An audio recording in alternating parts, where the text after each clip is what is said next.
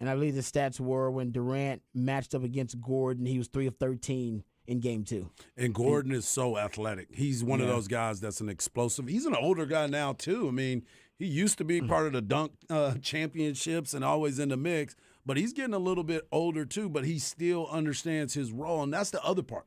People understand what they're used for, right? And this is the time that you kind of put your pride to the side a little bit and say, all right, what do you need from me tonight?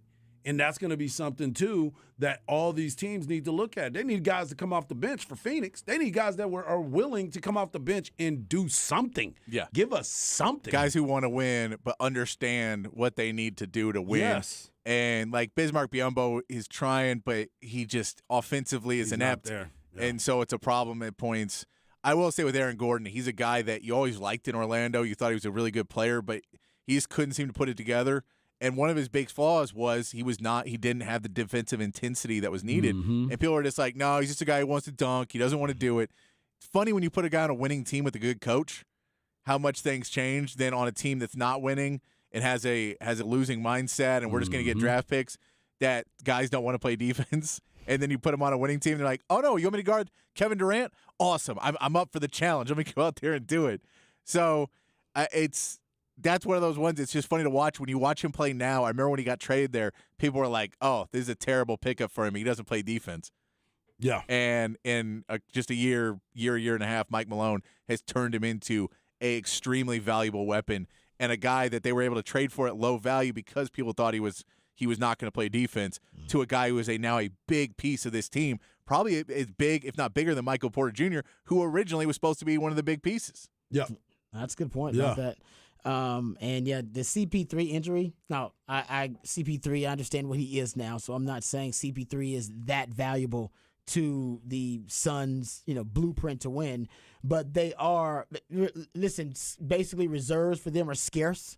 Yeah. So any loss of any kind is going to be extremely detrimental to the Suns. And him going down, we don't know what the status is of that groin injury he suffered in the third quarter. But they were up when he went out. Yeah. They were up like 8 points or something like that when CP3 suffered that groin injury with 4 minutes left in the third quarter. And then the Suns were outscored by 18 points over the last 14 minutes or whatever of game time in that game. And a lot of that was CP3 actually had some better stats actually in the fourth quarters of the playoff games this season than he did early on in games. I think he's a vet and he kind of knows where to fill in. And when he can last that long and still have the legs, I think he was pretty valuable to them. That's going to be another thing that's really, I think, going to be a challenge for the Suns to overcome in the series. Yeah, it's that leadership quality that he has, and it's that like I said, it's that calmness where you're like, all right, guys, here's where we are. Let's move the ball and not come down and just start forcing shots, because that's the other thing. Remember at the very beginning of that game, Devin Booker was absolutely awful. He shot a ball off the side of he was shooting from the right side and hit the other side of the backboard. Like he shot it over the goal. I was like, what in the world is he doing? He was ice cold on that one. That is for sure. And, that's the other part of it. The ball kind of stops a little bit too. They don't move the ball. And we've seen it at times where you would try to work the ball in and move it around and get one good shot, get a better shot. They weren't even doing that. What did Joker do? Move the ball around, find open guys. And if he had the open shot, he would knock it down. But he also had 6 assists last night. And that's another thing that people don't really understand. He's a very unselfish player. And that is why he does and why he's in the conversation year in, year out for the MVP. Now, I will say they do have a benefit. They do not play again until Friday. So they do have a few more days off to recover, get some strength back. I think it'll be big for KD and for Booker. And if Chris Paul can get healthy in those days off, that's a big advantage for them to have a stretch where they can kind of get their legs back underneath them, just because it looks like they're running tired right now and beat up. Maybe you get a few days off, you're able to refocus and try and take a new attack against this Denver Nuggets team. One other little nugget before we move on here. In this series so far, everyone not named Devin Booker and Kevin Durant are shooting under 33% from the field and just under 20% from three-point range. Wow. So, yeah. Yeah, and Kevin Durant shot 2 for 12 last night from 3, so he might be getting closer to that bad shooting Exactly. But we'll see because Aaron Gordon, I think they're going to try to put Aaron Gordon on him even more because he was really successful defending Kevin Durant, and not a lot of people in the NBA can say that, Yeah. especially in the postseason. We come back, we'll talk about the NFL draft a little bit, give you our favorite NFL drafts overall from this past weekend, and give you some of those NFL draft grades. All of that and more right here on Ball Don't Lie. Wonderful, not the horn.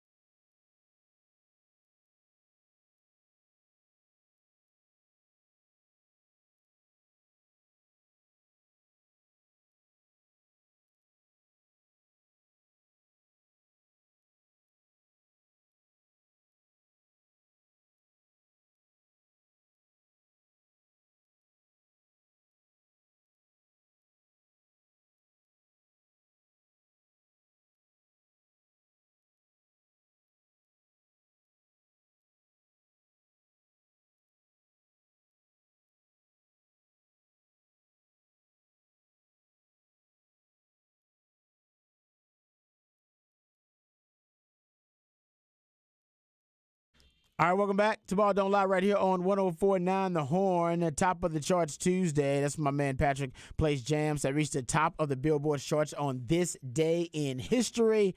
And my man Patrick always does a great job. It's actually one of my favorite musically themed days of the week. Always broadens our horizons. And you can always broaden your horizons as well on the Specs text line, 512-337-3776. Or you can use the Twitterverse. Harge is at Hardball Harge in the Twitterverse. Patrick Davis at It's Patrick Davis. And I'm at Rod Babers in the Twitterverse.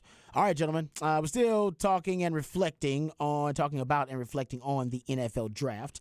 And we talked a lot about the Cowboys, Texans, the Longhorns that were drafted yesterday. We'll have some of those conversations, I'm sure, again, of course, because the NFL is America's #1 TV show, and that conversation never stops. But I want to get your thoughts about your favorite overall drafts now that the draft is done. As a matter of fact, you still got actually the undrafted free agents that are being sorted out. Yep. And we'll get to some of that here this week and even later on the show, give you some of those updates. But talking about the NFL draft grades so far, and I know it's a little silly to go through everybody's draft grades, so we'll just talk about what we think and give our individual takes on who had the best and the worst drafts.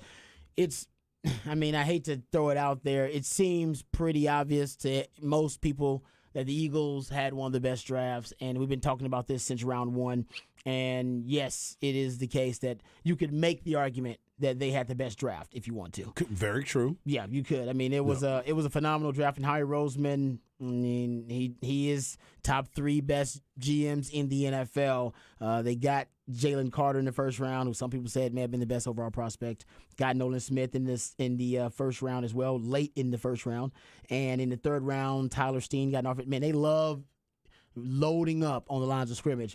Got them an offensive tackle. Got a safety, Sidney Brown, in the third round as well. Keely Ringo to make 5 off of that Georgia defense from that 2021 defense. 5 of the 11 if in the last 2 years they've drafted to the Eagles. So we obviously know they're going to rebuild that defense around a lot of them Georgia Bulldogs.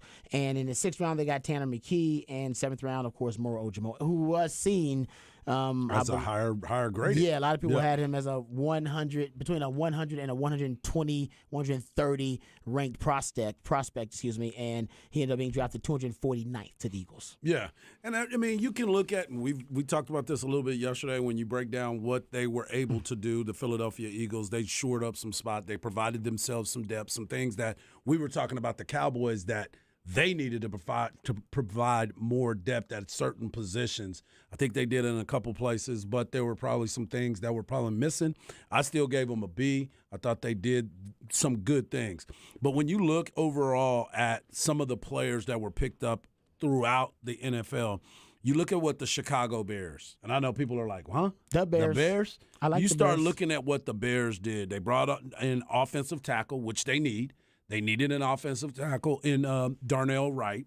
They brought in some defensive backs. They brought in Rojo at the running back position. They got Noah Sewell, who was another good linebacker that they needed to fill those guys. Don't forget, they got rid of Roquan Smith. Mm-hmm. So they had to bring in another linebacker. Now you can't put him as Roquan, but you can go in there. You needed to provide yourself some depth. So I thought they did a good job. Another team that I thought did a good job is in that same division. I thought the Detroit Lions, they're going for it.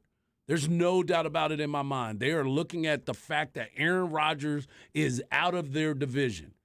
They have an opportunity to seize the moment, and I felt like they did that. They got a good tight end. They got Brian Branch, who I thought as the safety position, I thought he was going to be a lot higher pick. Yeah, it was a nice second-round pick. Yeah, I thought he was going to be a first-rounder, and I know Hendon Hooker is going to end up being a project, not really a project, but he's going to give him time to learn behind Jared Goff. And I know nobody in their right mind a few years ago would have said he's going to learn from Jared Goff, but Jared Goff is proven to be better. Mm-hmm. He's shown that why he was the number 1 overall draft pick.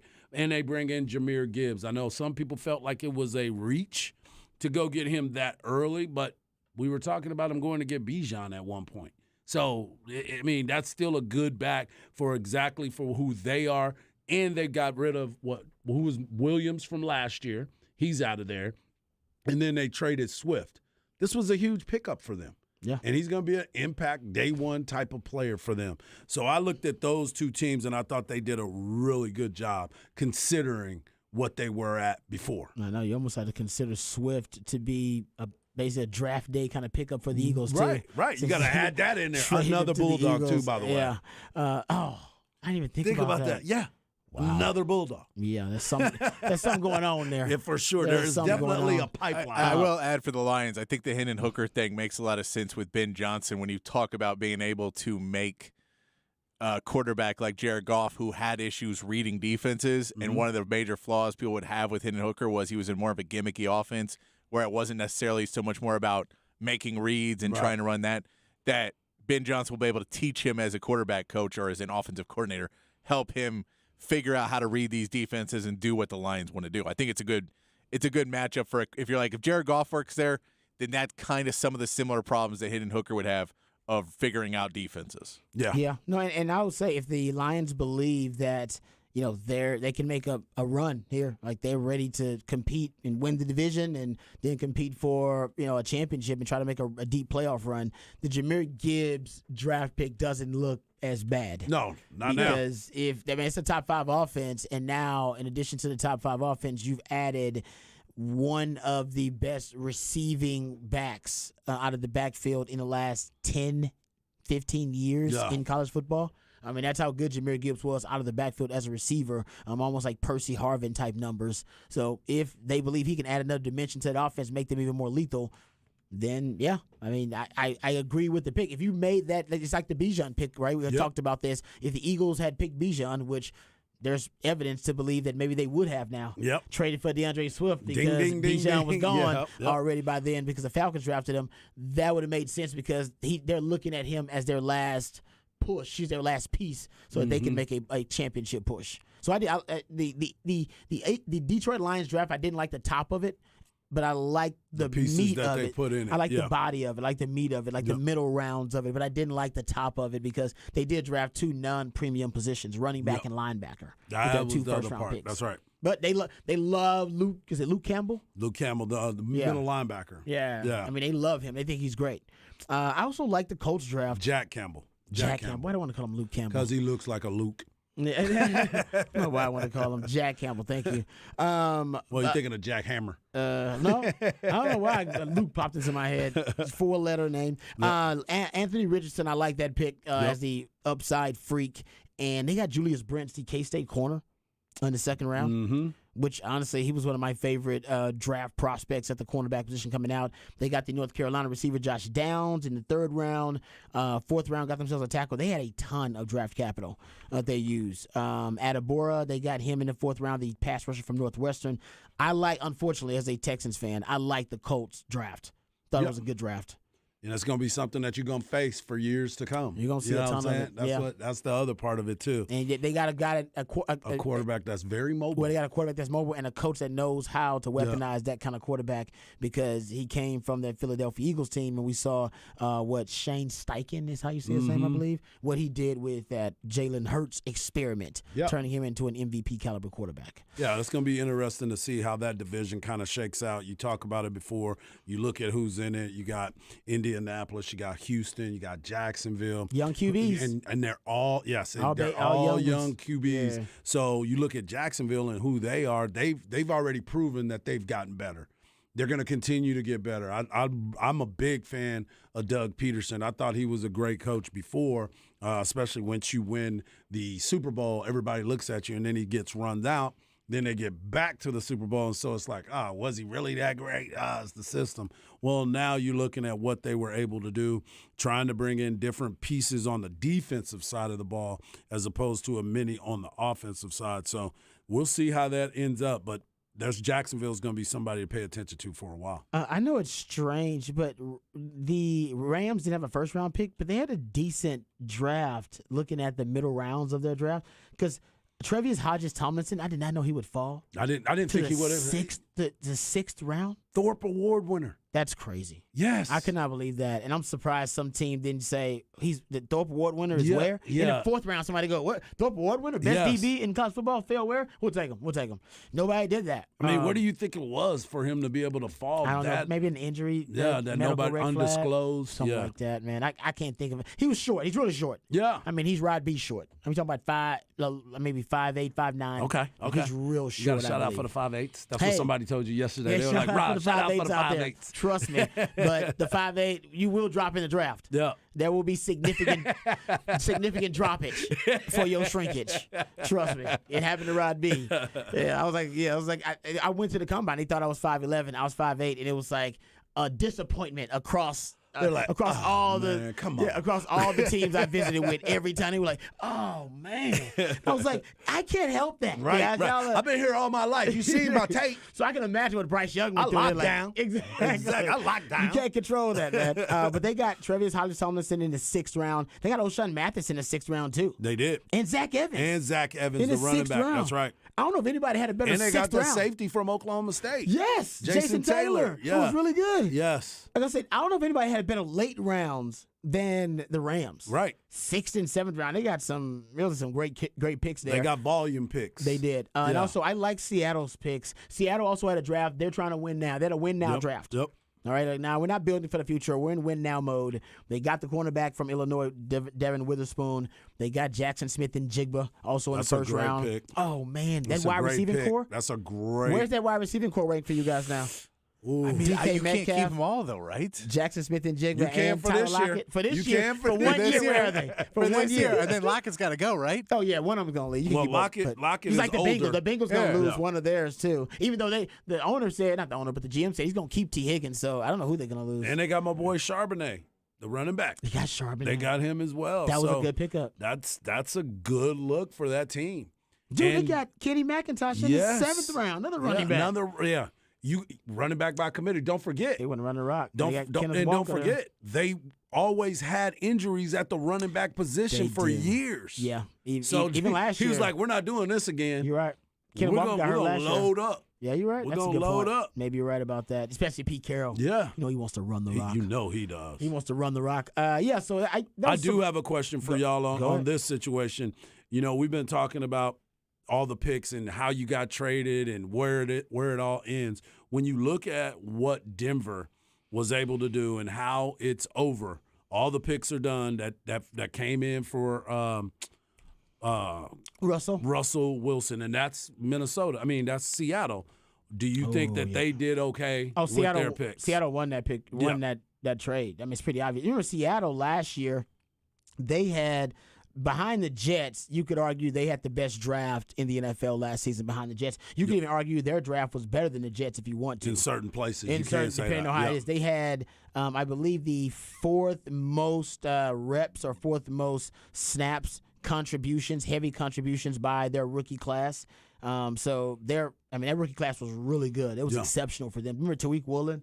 Oh, Kid from man. UTSA, UTSA, yeah. that showed out for them. I mean, they had a great rookie class, and He was up for Rookie of the Year. yeah. And I think Snyder nailed it again. I think he nailed this draft too. The So, opportunity was presented, and he took it. He took right it. now, Seattle wins that. And trade. I'll say Denver too. I like Marvin Mims as a player. If I'm on that Denver team where I can't keep healthy wide receivers and I've got a plethora of young wide receivers that can't stay on the field, I'm not taking another small wide receiver. Yeah. I'm just I get it, but you're trying to trade Jerry Jeudy earlier this offseason. You couldn't get it done, so you pick up his 5th-year option. You got Tim Patrick. Like, you just have a lot of guys that are there that are right around where Marvin Mims is probably going to be at, and it just feels like you're throwing another of the same thing into that pile. Mm-hmm. And you're hoping that maybe he'll be better than everyone else is, and his hands will be a little bit more sure. He'll get those routes out. But I felt like there was probably more needs for the Denver Broncos in the 2nd round than another wide receiver. When you've had them, they just can't stay healthy. Right. I agree with that. That's a good point, though. And yeah, it's with the Denver. Yeah, it's all about what Sean Payton does. I guess I can't totally say who won the trade until I see what Sean Payton does with Russell Wilson. Mm-hmm. And after that, then I'll be Then ready you'll to, know. and Then then I'll you'll ready to decide. make my Okay. final judgment. Well, because Right? Well, because if he turns him into the old Russell Wilson, then Well, it's worth it. But I what think is the old Russell Wilson? the one that can help you compete for winning the division and Okay. playoffs. And if Russell Wilson is still a flop, and Sean Payton's like, all right, now you've paid Nathaniel Hackett to get rid of him. You're paying me gobs of money. You've already extended Russell Wilson. We need to get rid of him and get a new quarterback because I'm your guy now. You're like, we have thrown like $1 billion to the worst trade ever made. So there is a flip side that if he can't get it to work, this is a monumentally bad trade financially. One of the worst in history. Yeah, because One financially, of the worst in No, it would history. be. I mean, financially wise, I would say definitely. Yeah, no doubt. Seattle's rookie class logged nearly 4,900 total snaps, second only behind Houston, which means they received the highest percentage of, if you go look at it, on the offense side of the ball, they received the highest percentage of offensive snaps from first-year players in the NFL. Mm-hmm. So that rookie class is pretty damn They good. knew what they were doing. Yeah, John Snyder knows his stuff. Philadelphia Eagles fan wants me to put this stat out there about Howie Roseman and how good he is. He says he's the best GM in the league, and maybe he's got a point here. How about this stat, guys? The Eagles used only one of their own picks to draft a player this year. That was pick 30. Yeah. The other 6 players came from other teams' picks via trades. That's part of Hustling. But that's part of when you say with Howie Roseman why you're like, man, they had a really good draft. You're like, yeah, because they were in the Super Bowl and had 2 first-round picks higher than their pick. Exactly. He's always willing to deal. That's one of the reasons they can do that. That's why is they love because him. they're not just sitting around just like, well, either we're bad and have a top pick or we're good. We have a good pick. He goes, I don't ever want our own pick because I think our own pick's going to be really good or be really bad. Yeah. So if Right. I can trade it, odds are, even if I'm trading with another good team, their pick's better than my pick. He personifies the NBA-ification of the NFL. Yeah. He's always trying to make a deal. And matter of fact, they set a record this year for NFL draft trades, 43 of them. Yeah. So everybody's starting to get the NBA-ification of the NFL. Love All it. right, good stuff. We come back. We'll get the flex on the other side right here on Ball Don't Lie. Wonderful on the horn.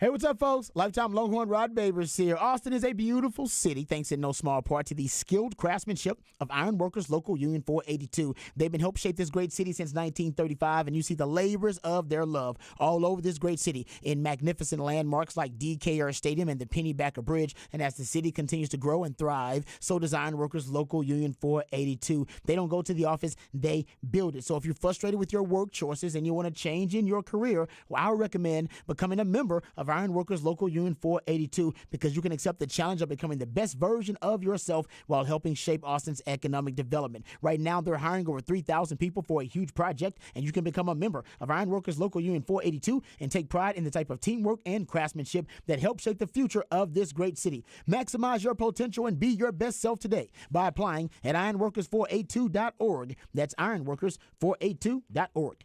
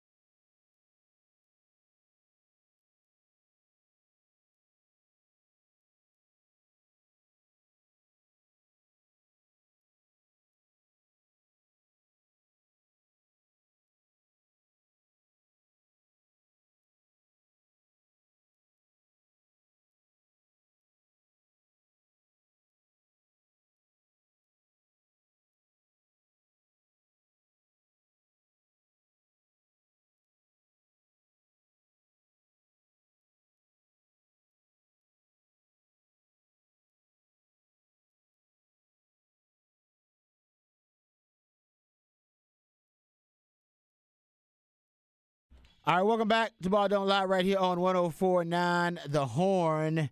It is a top of the charts Tuesday. That's when we play jams that reach the top of the Billboard charts on this day in history. Shout out to my man Patrick, always working hard for us. Chan says, guys, 5'9" isn't short. We're NFL short. No, Yeah. y'all sports short. Is it? I mean, I think, what's the average height? 5'11", 5'10", something like that? 5'10", 5'11". Yeah. Yeah, but no, but it's short NBA. It's not tall in baseball. That's true. No, 5'9" is short in the sports world. Yeah, sports well, in general. Most sports, Yeah. not all sports. But when you're normal, in the normal world, Like soccer, a lot of soccer players are shorter. and yeah, certain ones, because on that back line, them dudes are tall. Dudes are tall, big dudes back there. Big dudes back there. All right, there you go. All right, so thanks, Chan, for reminding me how short I am. Let's get to the flex. A lot of short guys in the flex, but still, they're showing up. All right, That's it's a right. big thing. That's So right. they can't measure how the heart of a champion. Can't do that. But the Flex tries to show love to all those champions. Go to FLXATX.com. FLX ATX on all of your social media platforms. As a matter of fact, Harge, you went and spoke to some young folks. I did. How about that? As part of the Flex, and not only the Flex, but a part of being a good friend of mine, the head coach at Eastview, Matt Pullen. He's a good friend of mine, and he asked me to come out and talk to his team. They will be taking on McCallum. Starting Thursday. Nice. The playoffs start, and it was good to go out there and talk to the young folks and kind of see where they are. Obviously, I'm around them because I got a 14-year-old son, so I get to see some of these kids. But now these kids, as they get into high school and things that are going on around them, this is a big time, and this is big-time baseball that is happening too. Oh, yeah. So shout out to Vista Ridge, Bowie, San Marcos, Lake Travis, Westwood, Westlake, Vandergrift, Round Rock, Johnston, McCallum and Eastview, Georgetown, Navarro, Elgin, Crockett, Lassa, and Pflugerville, Liberty Hill, Champion, all those schools, Rouse, Cedar Park, Marble Falls, all those in our area that are getting ready for the playoffs as they all start this weekend. No, appreciate that shout out, and that's why they call him Coach Harge. Well, There you go. Some of the young folks call him Coach Harge. Some of them that still work here call me Coach Exactly.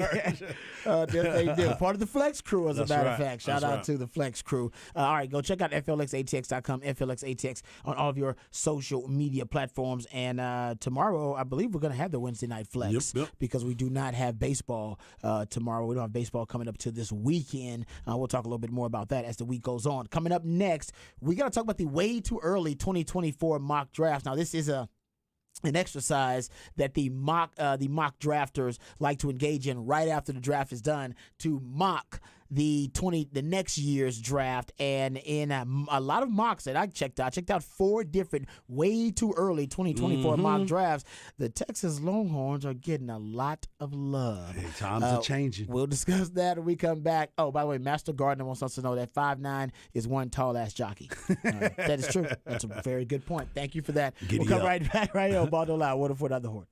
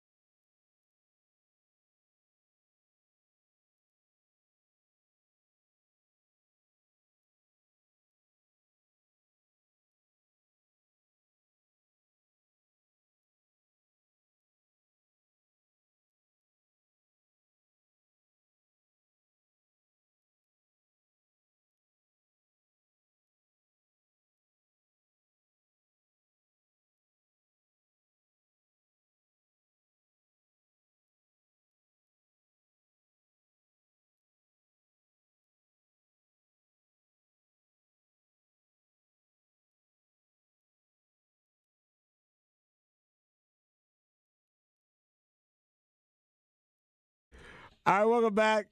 Right here, the Ball Don't Lie, 104.9 The Horn. Top of the charts Tuesday. That's when Patrick plays jams that reached the top of the Billboard charts on this day in history. Even Harge like this one. Got Harge all pumped up in this one. Oh, yeah. Yeah, I like this one too, man. It's old I like school. this. Yeah. It's Bellamy Brothers? Bellamy Brothers. Bellamy baby. Brothers, yeah. Uh-huh. I remember that because they played it's not just Steiner Ranch Steakhouse. Yeah, I think they're coming back That's in right. June. Are they coming back? Oh, yeah. Come back in June. So my man Rod going to let you know when they coming back up. Meet him on that patio. Hey, man. That's the love flow, baby. I like that. Love it. All right, Top of the Charts Tuesday. Thanks to Patrick DJing a Top of the Charts Tuesday. You can be a part of the show. Specs text line's the best way to do it. 512-337-3776. We will discuss the way too early 2024 mock draft, showing the Longhorns some love. Also, the Big 12 title odds also look like they're leaning Longhorn. They're leaning Longhorn there. And David Pollack, he's basically drawn the attention, the unwanted attention, I'm The sure, ire. of Longhorn fans via social media because he basically came out against the Longhorns and all of the hype surrounding Texas football this offseason because he does not have faith in the Longhorns being a championship contender. Mm-hmm. Yeah, he's not drinking the Kool-Aid. A lot of people drinking the Kool-Aid. He is not drinking the Kool-Aid. So we'll have a Kool-Aid segment here. And Big 12 championship contender. Not national championship contender. Too big, because you said championship. I just want people to know he's hating enough to say we don't have a shot in the Big 12. Yeah, Yes. he is that dude. Yes, he is also there. That is He much is more that hate. dude. Yes. The FBI actually says Texas is the 5th best team in the country. So Hello. some people have Texas in He's not part of that more than voting cast. Big 12 championship odds. They He have, didn't enter it in the computer. yes, lofty expectations for the Longhorns. Yeah, but David Pollack, not a big fan of the Texas Longhorns Big 12 championship aspirations. So we'll get into that too. And Puna Ford has a new home. We'll get into all of Love that here it. coming up here at the top of the 4 o'clock. What you got coming up for the people in Hard Knock Life? I know a lot of people around here may not want to hear, but we're going to have our man Jared Sadler back on to talk about how them Texas Rangers, Hey, man. Texas Rangers, first place Texas Rangers, on it. are continuing to roll on. They're through the first month of April. Now they're in May, and let's see how often they can keep this thing rolling. So we'll talk to him about that and find out a little bit more about what's going on up in Arlington. So looking forward to that. All right, gentlemen, let's get to these way too early 2024 mock drafts here because these are pretty fun. So obviously this is a little silly this early on. That's why I call it the way too early mock draft. So if you're taking it too seriously on the spec text line, you might need to check yourself, all right? Don't take it too seriously. It's just fun to have the hypothetical conversation and to have the kind of the thought experiment of a way too early 2024 mock draft. So the first one, and I got Dane Brugler's Pro Football Focus had one, Sharp Football, and Touchdown Wire. So I have 4 of them that we can go over. The first one, Pro Football Focus's mock draft, showed love to the Longhorns with 3 first-round picks in their way too early 2024 mock draft. Yeah, I know. They 3 drinking a up. lot of Kool-Aid. Yeah. The first one, J.T. Sanders to the Chargers at 18. And obviously, like I said, you're like, how do you know what they're going to pick? They're just theorizing. thinking it, yep. Yeah, they're just projecting where these teams are going to finish, and then they make the picks. J.T. Sanders, they have picked at 18 with the Chargers. Quinn Ewers, they're going to the Minnesota Vikings, 21st overall pick. Interesting. And X-Man, Xavier Worthy, they got him going to the Philadelphia Eagles. Of course At they 31. do. That They actually, need another wide receiver. That actually might make a little sense because they do like themselves, some of those wide receivers. All right, so what are your thoughts about the Pro Football Focus mock draft? J.T. Sanders, they got him at 18. Quinn Ewers at 21. Xavier Worthy, they got him at 31 overall. Which one of those is the most unrealistic or the most realistic? Which one or both? I think all of them are pretty realistic just because of the way that it goes down. You start looking at the NFL and what position they're looking at. Quarterback is always going to be in the conversation. If Quinn Ewers goes out there and have a great year, he can probably go a little bit higher. I love the fact that they're looking at JT, but I'm a little shocked that Worthy's not higher. You know, you talk about the wide receiver position and you look at a Jackson Smith and Jigba. We ended up finding out that he had a busted hand half of the season. So maybe that's a part of it too because he had a down. what was considered a down year. I mean, by most, we were like, well, he's had good numbers. His numbers It was were a still regression from his freshman year. Yes. So, but now I'm looking at it. I think he's going to be able to come back and be able to push it a lot more if he can stay healthy. So that would be the one that I would think would be a little bit higher. I think the one that's honestly being hurt, guys, is J.T. Sanders because the tight end draft is going to be deep. Yep. It's a deep tight end draft coming out next year. That was a deep tight end draft this year. That also hurts you because teams that might have been wanting a high-level tight end may not, and I think every team probably should be looking for high-level tight ends. If they don't have one, J.T. Sanders could fill that void. But I do think if they have kind of an embarrassment of riches at that position, just overall in that draft. And I think with Brock Bowers, they're like is the one. They're like that's 3 or gonna hurt 4 him. high level tight ends coming out that'll push him down potentially. Now I think he'll be better than most of them and test better than most of them. But Brock Bowers will definitely be the top tight end. There ain't no question coming out. Yeah. JT Sanders, JT Sanders this season.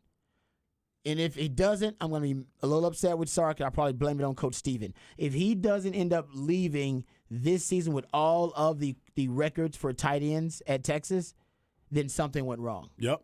'Cause Terribly. he's This that is good. your Bijan. Yeah, this yeah. is your Bijan Yeah, this year. Something went horribly wrong. Yeah. JT Sanders doesn't own basically almost every tight end record at Texas by the end of next season. He's just that good, and he's already pretty close. Yep. I can give you the numbers. He's actually pretty close to a lot of those numbers already. So he needs to be more of a feature and focus in the passing game too.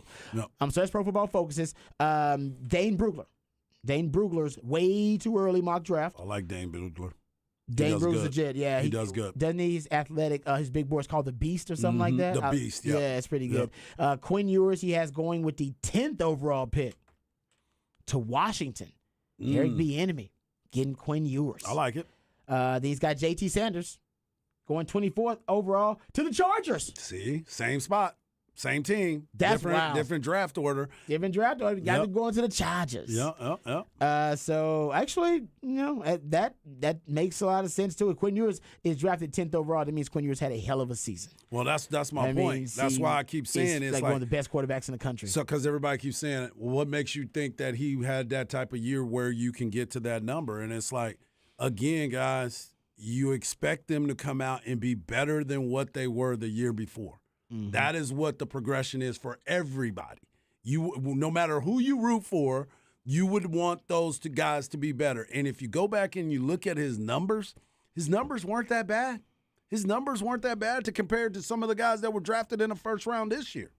So when you look at it that way and you say, all right, he's going to be a lot better next year. He's already shown some maturity. He's changed the way he's gone about it, changed his body. Changed his hair? Changed his hair, changed his appearance. He looks more professional, He definitely as they does. like to say. But I think that he's going to be a better quarterback. Let's not think that this dude is not a good player.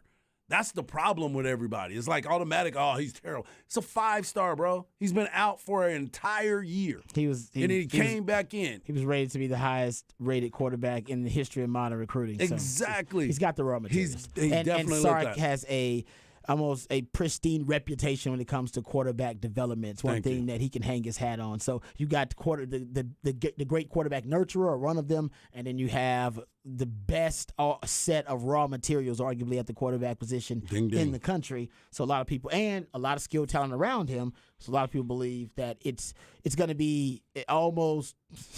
I ain't gonna say it's inevitable that he will develop into being a high level quarterback, but it seems highly likely that he will. But if he doesn't, you got Malik. Yep.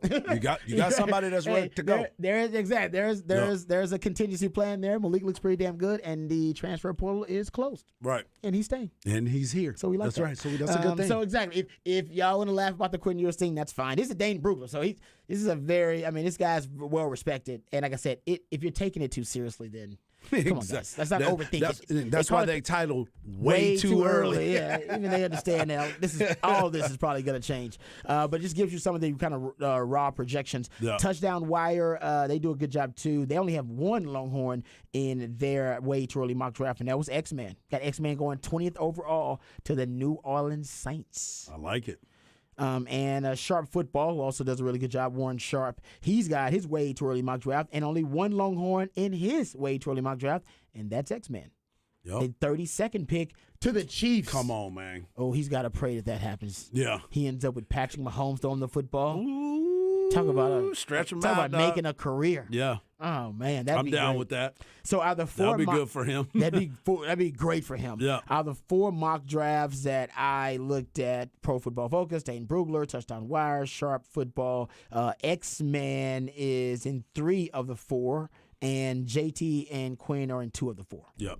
So That's pretty still good. high expectations for the Longhorns. That's man. really good for the Longhorns, and that's why when you start, I'm sure we're about to transition to David Pollock here, but that's why when you look at how all the people start talking about this Texas football team, the expectations, how would you go about it? That is why you have a lot of talent on this football team, and now it's just a matter of executing and using the talent properly. Real quick though, before we move on, guys.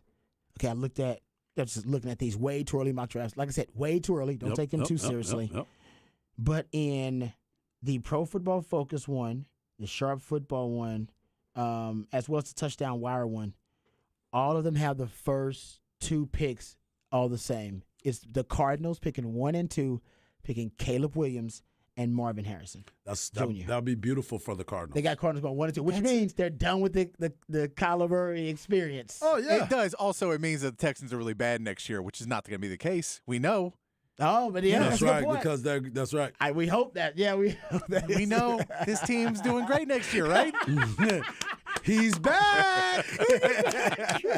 Y'all should see his face. He was like, guys, you know this is see not his going to be face. what you think it is. Wow, that was great. I wish we had like He the- does. We do. Oh, Don't we forget might he's have on the to bring Twitch. that back That's on right. the Twitch stream because he always had this smile that it was so wide that I was like, he's definitely forcing this smile. He's like, we're gonna be great. Guys, you know it's not going to be true because they're going to be great. I've had that smile before. about the Texans. I know you were an Oilers fan too. Yes. That smile. Oh, we'll win in the man. playoffs this year. Wow, that was good. Okay, I like the way he he went, guys. He's trying to be optimistic. I love it, man. He just got back on the bandwagon. He is not going to start being negative already. I love He's it. like, no, Yeah, I love I'm it. not going to start talking trash about my new Texans because it's a new relationship now. He's dropping the old baggage. I like that, Patrick. Love it. Okay, real quick, guys. How about this though? So the Cardinals, remember, they became the first team since 1970, the AFL NFL merger, to give basically to draft a quarterback in the first round in back-to-back years. Now, remember, the Colts did it when they drafted Elway in 83 after drafting a first-round quarterback in 82. But remember, John Elway didn't want to sign with the franchise, so then Right. we got different issues. So the Cardinals are going to do it again. Yep. Quarterback mulligan.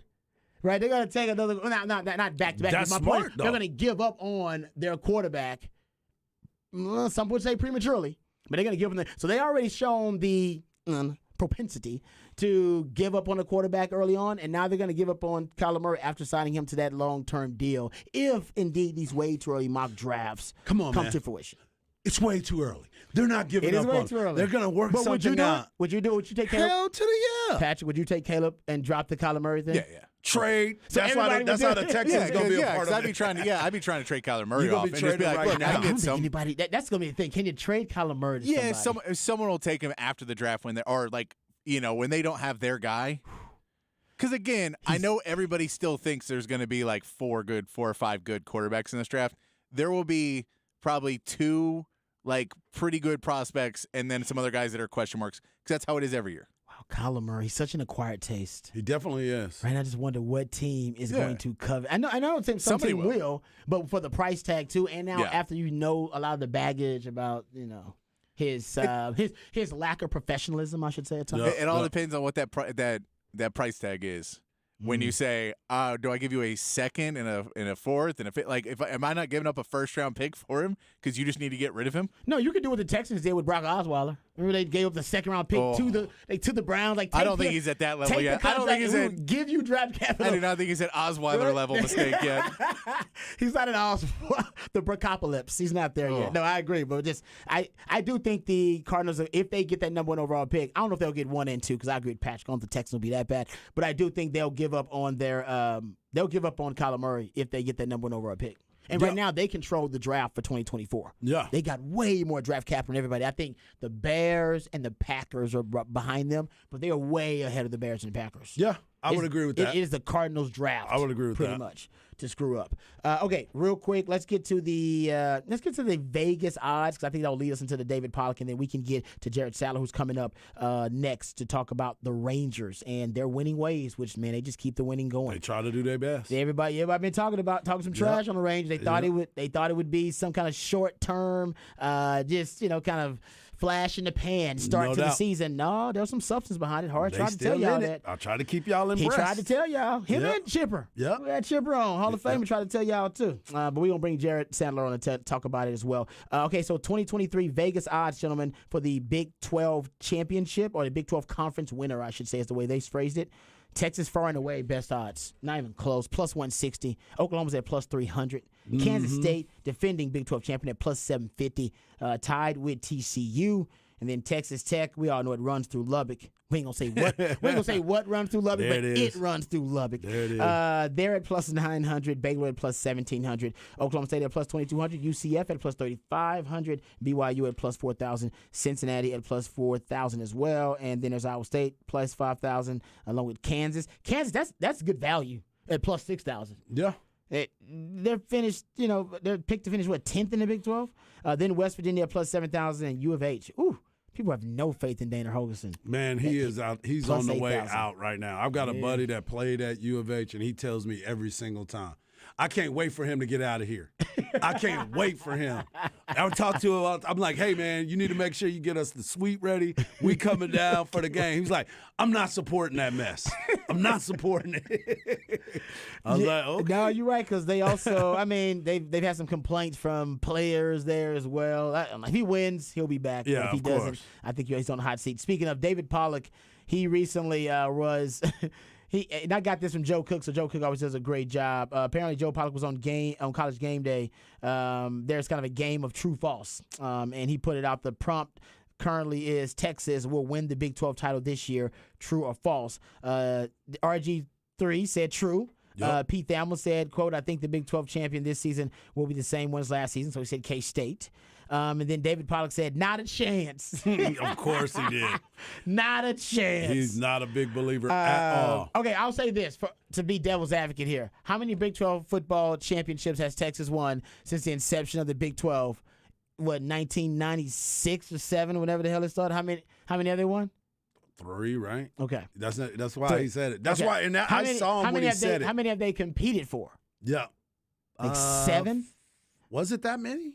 I think because you have they won the initial one, right? They won the initial one. That's with Bucky, wasn't it? I competed for 2 when I played. In 99 against Nebraska and against Colorado. So that was 2. And then 05, you win it. Right? Was the 05, Nebraska game? 09. Was the Nebraska game the one that was in Texas, Mac Brown early on had I think but maybe 99. that wasn't the one. No, that was 99. Colt. I was thinking of Colt. So that's 5. Then you have basically the de facto game in 2013, Max last year, because if he wins it, they win the Big 12, doesn't win it. Then you have Tom Herman's. That's 7. That's it. Yeah. So 7 times. Oh my gosh. So if people are like, man, get the hell out of here, man. You're just a Texas hater. It's like, actually, he's not a Texas hater. The truth is, the facts are on his side. And if you go look at recent history would tell you Texas is not going to win the Big 12. We know Texas is going to win the Big 12, and they should compete for the Big 12 every damn year. But Oklahoma runs this conference. It's their conference. Yeah. It'd be sweet to win the first one and the last one, which is what Sark should do. And I think this year they are going to compete for the Big 12 championship. Whether they win it or not, different discussion. But, can't hate on the man too much for saying not a chance. He's just going off history. Yeah, that's so true. And it's 3 out of 7. Right? I mean, yeah, that's a lot of numbers. And Oklahoma is, everything. They keep saying it runs through Lubbock, but it just don't run there. Yeah. So like I said, you know what? But to start this year, I think the expectation is that he should compete for a Big 12 title. Yeah. That's it. No doubt about it. I'm not going to say you should win it, but you should compete for one. I agree. All right, let's get to what you got coming up in Hard Knock Life. We're going to talk to our man, Jared Sadler, voice of the Texas Rangers. He's going to talk to us about what's going on in Arlington and how I get to introduce him again as the first place Texas Rangers. I like that. All right, we come back. We'll have Hard Knock Life right here. We'll talk Rangers right here on Ball Don't Lie. 104.9 The Horn.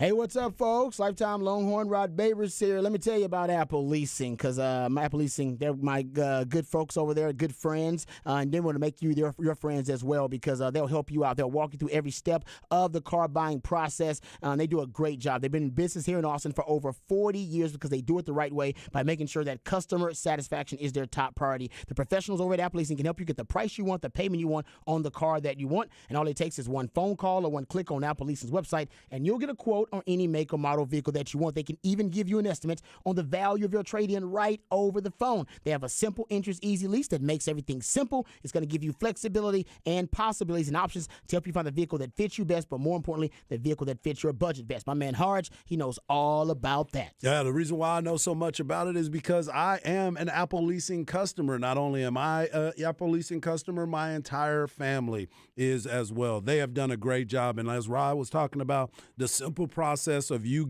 asking for what you want, and they will make it work for you. There's so many different ways and so many different options that you can choose, and that's what we did. A lot of times people are always worried about the lease. Oh, I might have to get out of it early. Don't worry about it. They will design a plan for you. The easy payments are so special for you, and these guys work very hard to get you what you want. Everybody thinks they got the special car. We did. We were excited about it, and I'm telling more friends about it. And we're talking to you as a group because we work hard together. Make sure you go over to appleleasing.com, find out what you're looking for, and they will take care of you. All you have to do is go to appleleasing.com. That is appleleasing.com.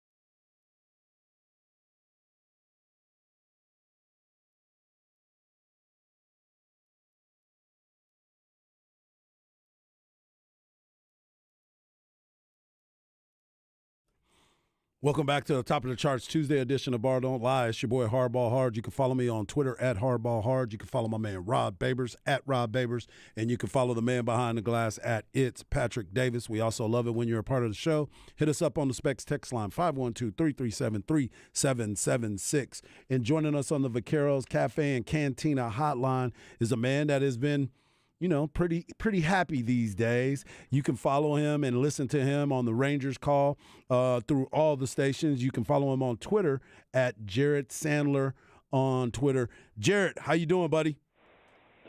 Fellas, what's going on? Excited to be able to say the first place Texas Rangers. They're in first place in the West. They're 17-11 in the season, but the last 10 games they've gone 500, but they're 11-5 at home. April was good to the Rangers. What should we expect in May? Well, Mike, I'm sorry, Rod. I couldn't understand. Mike, can you tell me what place the Rangers are in right now, if you don't mind? I believe it is first. I believe it's first. Yes, okay. sir. All right. Yeah. Hey, thank you. Yeah. Just wanted to get confirmation. No. It pains me. It pains me. You can always just throw the 6 straight division titles in my face if you'd like, but I just at least get a jab in there. I know you've got the trump card on me here, but yeah, I mean, April's a great month. You make the moves that the team made, not just this past off season, but last off season, and there's now even more excitement because of what took place this offseason with the revamped pitching staff. And, at the end of the day, over 162 games, I generally believe a team is going to be, at whatever number is fit with their talent. And so you might get off to a good start, you might get off to a slow start, but you're eventually going to get to where you're going to be. But I do think that when you're an organization that has really not played competitive baseball and fought for a postseason spot since 2016, and you're trying to reconnect with a fan base, you're trying to re-energize a fan base, first impressions are huge.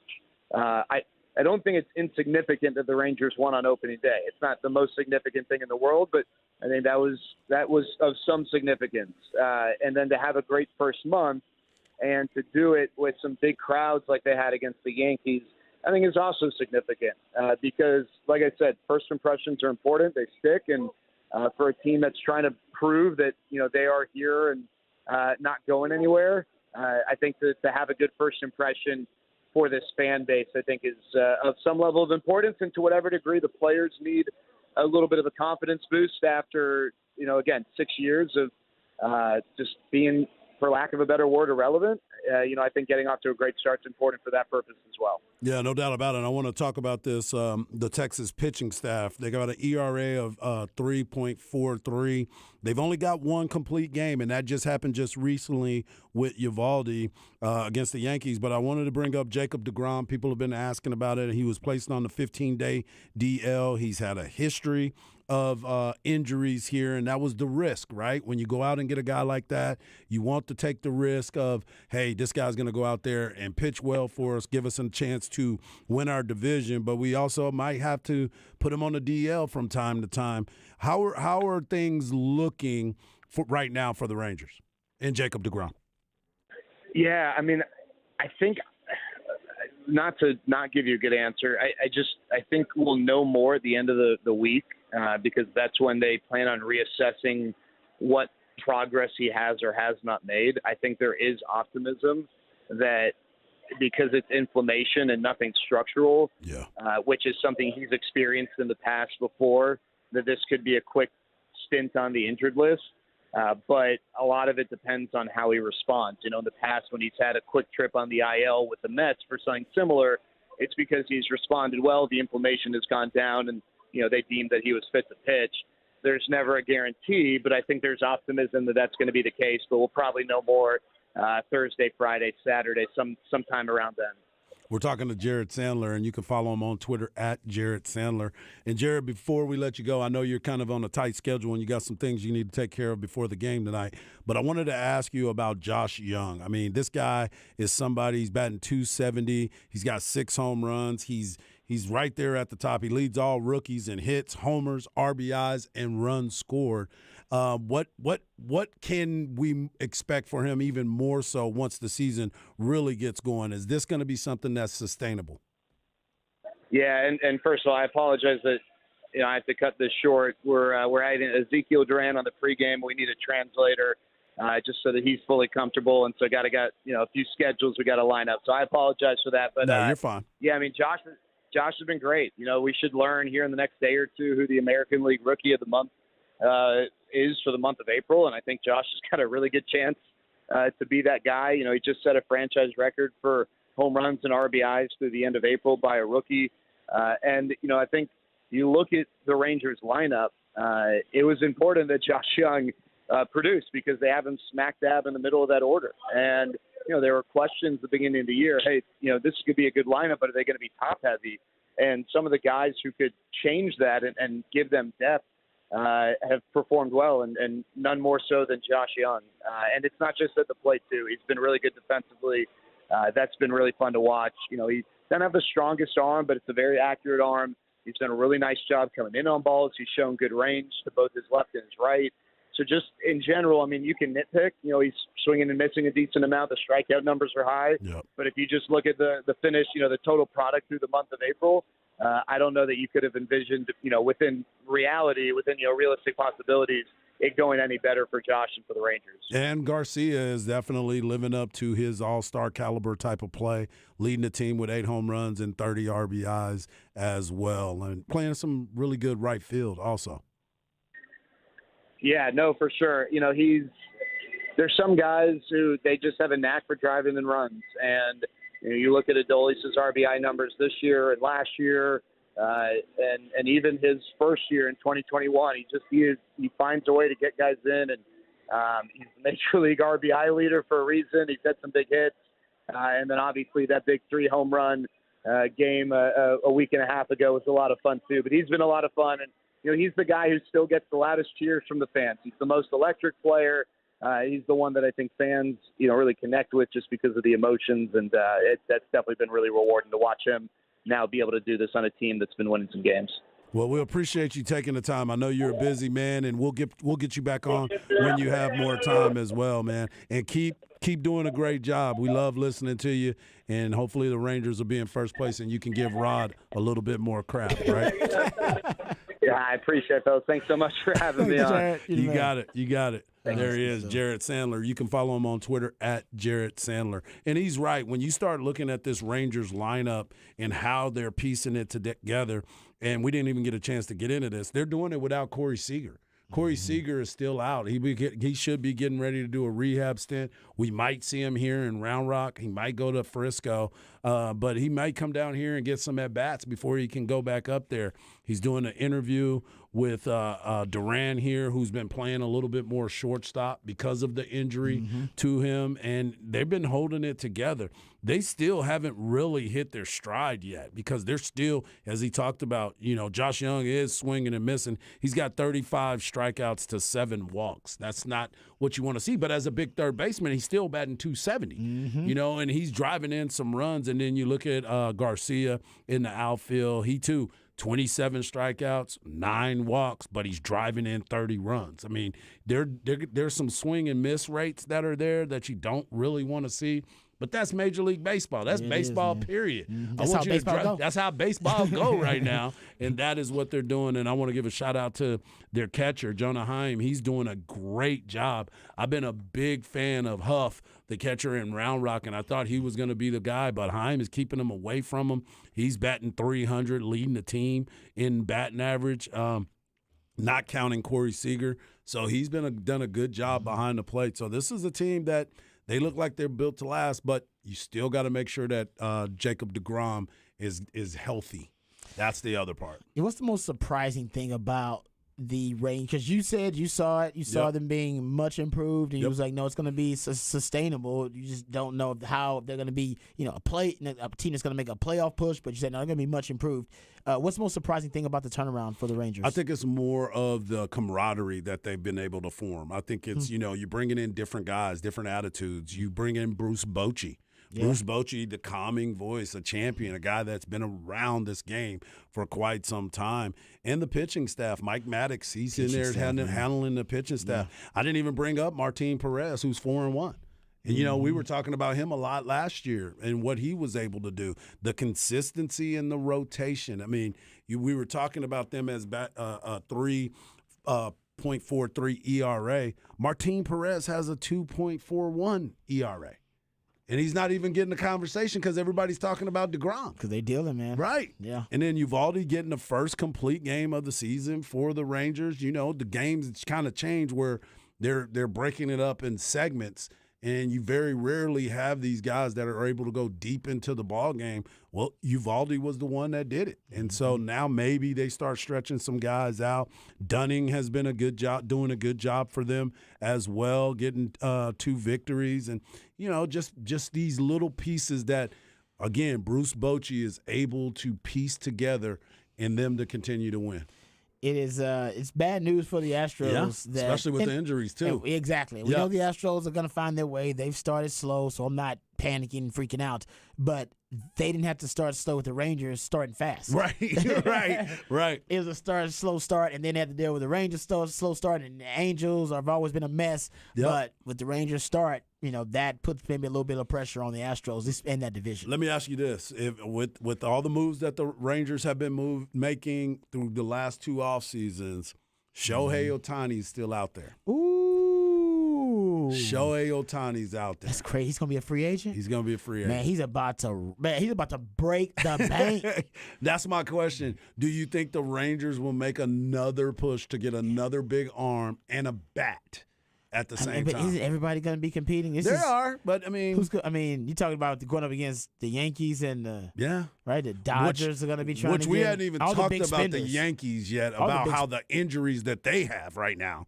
They got a mash more unit. than the Astros. More than the Astros. And the Yankees don't have the money that they used to have, right? Because it's inherited money, and so it's different money now. And they just moved paid Aaron Judge a lot of it. And don't forget Giancarlo Stanton's on that team as well. Another guy that's hurt. But if we want to talk New York, the Mets also have a lot of money. They do. And they might be in play for it as well. Oh, that's a good one. Yeah, because the little brother in New York is always more desperate than the other teams. Because remember, like the Jets are always more desperate because they got the Giants to worry about, and the Mets are always more desperate because they got the Yankees to worry about. They were going to spend all of that money on Carlos Correa this offseason and then backed out last minute. Yep. Yeah, I'm sure if they were going to spend that much on Carlos Correa, they'd up that price a lot. Because you're going to get him on the mound and you're going to get him at the plate. Well, and he's, like Carlos Correa I love, but come on now. Yeah. It's a a different whole level. Another level. That's well, right. And, getting back to, not saying the little brother in that market, man, now you're competing for headlines in the sports realm. You're competing against the Knicks, who now are a playoff Knicks team. Yep. You're competing against the Jets, who got Aaron Rodgers. Yep. Giants, who are a playoff team. The Yankees, who are the freaking Yankees. Yep. Man, you better do something to get some headlines. Yeah. People can forget all about the Mets Quickly. in New York City right now. That's why Brooklyn's in the house. Brooklyn's in the house. Not no more. Not no more. Oh, that's great. No, you're right. You're right. That was sexy for a minute. Yeah, for a hot minute. Yeah. Oh, they were Kyrie and Barclays. KD. Oh man, and Jay-Z. Yeah, Jay-Z. Yeah, you had everybody. They even lost the commissioner of the Big 12 used to be a part of. Yeah, that's right. That's right. Rock Nation. I will tell you, though, Rock here's Nation. the Rock crazy Nation. part is But they were better at the end of the season than they were with all those guys because they were all playing. Yeah, that's true. And they cared. And they played. I mean, cared. you got some That's right. good young players in Brooklyn right now that if they add a piece or two in there, they could be real dangerous in a whole different way. They got I the really coach, like they get the coach right. They got Jacques Vaughn. Jacques Vaughn, Yes, and they're yes. redoing the coaching staff now with Jacques Vaughn's guys. Yeah. Because those were Steve Nash's guys. It's a good story. No, I'm with you on that. Yep. Okay, let's good stuff there from Jared Sandler, and also good baseball talk there, Harge. All right, we come back. We'll get into the flex on the other side. Do you guys listen to Jack Harlow? So I know the name. We know You who he the name? is. You know who he is? We know the Jack. name. Have you heard his latest proclamation? Oh man, come on. Okay, he's talking about white rappers. He is one, so technically he can talk about them. Oh, we're gonna. Hey, He's got get something the to say specs. about the white rapper. Hey, get the specs text line ready. We'll discuss white rappers, I guess. We come back. We'll get to that and more right here on Ball Don't Lie. Wonderful Horn.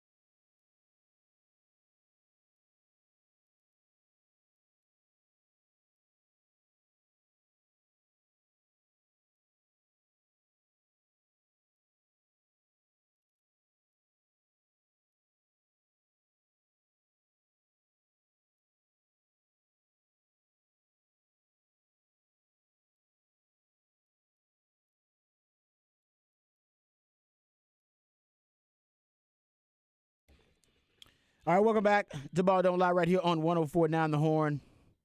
Hey, you guys, Shahard, you're a betting man. I am. Did you bet on the Kentucky Derby? I do. I will. I haven't bet I yet. do. I will. I mean, I have. Don't.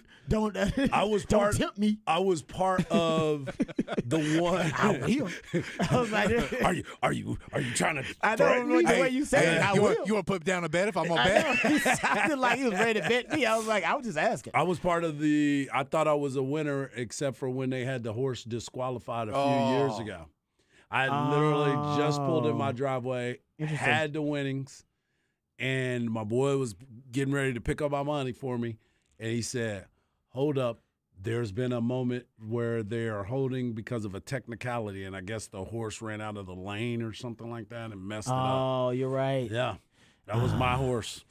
Yeah, I mean, Hardest horses, always cheating. Man, Yeah, that's I what I'm think- trying to get there. I think you got to bet on it to get into it, really. So Yeah. I'm thinking about now trying to place a little bet just to get Yeah, into just it. to get into it, Just to man. get into it. Yeah. They released all the obviously the field Yep. of horses, and I forget because Colonel Flowers actually Yes, he does. he has He a has one. group that has a horse in the Kentucky Derby. Yeah. Like him and From his. my what, don't tell my wife. Don't tell my stables. wife's Yeah. stables, which is pretty That damn is good. hilarious. And actually, I know of another business owner here in Austin who has a horse in the stables. I don't know if I can. I'll have to ask if I can give out the information. I don't know if he wants it public knowledge or anything like that. But let me know what horses. I he will is. actually. I'm going to ask because I was 'cause told we're the gonna other be a day. part of this. Yes, and I like I said, I just want to blat it out, put it out there, and blather it out there, and then not be sure they want that out there for common consumption. I should say for common knowledge. Or common folk. too. But I do like the names. Yeah, for common folk. Yeah, common folk ain't the ones who got horses in this. I will say that. It ain't really for common folk. Okay, real quick before we get to the Jack Harlow thing. Your favorite name. Here's some of the names: Two Phils, Okay. Kings Burns, Ray's Kane, Jace's Road, Confidence Game. Ooh, that's a good I think one. that's one of them. I think that's it. Is that Colonel That Flowers is. one? That's it. I think it's Confidence That's Game. it. That Confidence does sound Game. familiar right That is there. it. Verifying, Sun Thunder, Dharma Sotagaki. I'm sure I screwed that up. Yeah, that's what the spelling says. Okay. Like I said, I'm sure I missed. Oh, it said no, it's for a dermatologist. Dermatology owner Hiroyuki Asanamu, a dermatologist. All of his horses start with the prefix Dharma. Yeah. There you go. So actually, that was that. Skinner, Continuer, Mage, Reincarnate, Disarm. I like Reincarnate. I'm I gonna do put some too. money on that one. That sounds pretty It fun. does. Yeah. That sounds pretty fun. Hit Show, Tappet Trice. Oh yeah, I'm at that one. That one does sound pretty good. That's what they said. Hey, they Yeah. was talking about the blue chew. Tap it twice. Trice, actually. Oh, Yeah, there hey you man, go. see there you go.